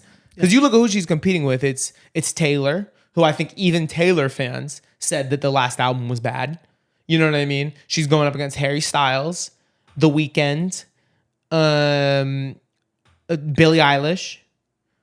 Heavy hitters, but it's not like these people are like untouchable. You know what I mean? You could put SZA there now too. Pops, yeah, it doesn't feel like it. But I think with this trajectory, she totally could be it. And I listen to that music, man, and it's way better than Billie's album. I think it's a personal taste thing. I think it's like a very big personal taste thing. What I will say is like creativity wise, like the costumes that she be doing, like really being on all the time is incredible. I think that as a personality, like this super kind of down to earth, quirky girl thing, like that's what's in right now. And I think that she does it very, very well. I think she does seem like someone who you could be friends with. You know what I mean? Make jokes with, doesn't take herself too seriously, which I can appreciate. I listened to the project. It didn't connect with me personally. But I think that that's totally fair. You know what I mean? I don't think that it's bad by any stretch of the imagination. And I think it's definitely worth a listen. And like it's deserved all of the acclaim that it's getting because I think that she's, we got to take the opportunity to say Dan Nigro. Like, you know what I mean? Like that's Olivia Rodrigo and her. Bro is like the stimulus package right now. You know what I mean? Like you get in the room with bro and he's going to do that. And I think that it's just been great how people have fed into her and really seen that she takes this seriously. And they say like, hey, this girl has a vision for herself and the music and I want to pour into that. And I think that it is very awesome that she was able to kind of bounce back from the Atlantic situation because I think she's an island now. Oh, that's what I meant, not Elektra. Yeah. And she was at Elektra. And it seems like she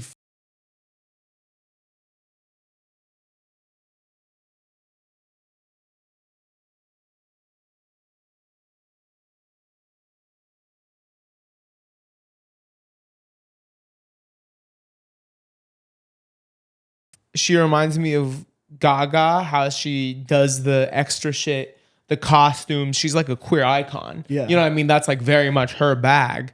But then I also, when I listen to the project, I get hints of Lorde, who's one of my favorite artists ever, to be completely honest, with just the vulnerability and the way that this music shouldn't be relatable to me at all from the perspective it's written from. But like I feel connected to it. Honestly, when I listen to it, the same way I feel connected to a Pure Heroine or a melodrama by Lorde. You know what I mean? I mean, I think because it's very rooted in like reality. Yeah. Like I think she actually has like a very accurate perception of herself. And doesn't mind like being like, yeah, I'm this way to a fault at times. Yeah. You know what I mean? I think that even if I don't get it, like I respect that. You know, it's great writing. It's great writing, great creativity. Like shout out to her. It's dope what's happening. And it is crazy. It's scary what's happening. It's a huge moment. The numbers are out of this world. And like people who I wouldn't expect to like this girl love her music. Yeah. But yeah, shout out her. Spencer's gonna do his makeup like her next episode. I just might. Thank y'all for watching, man. Like, share, comment, subscribe. Tell a friend to tell a friend. Yep. Catch y'all on the next one, man. Peace.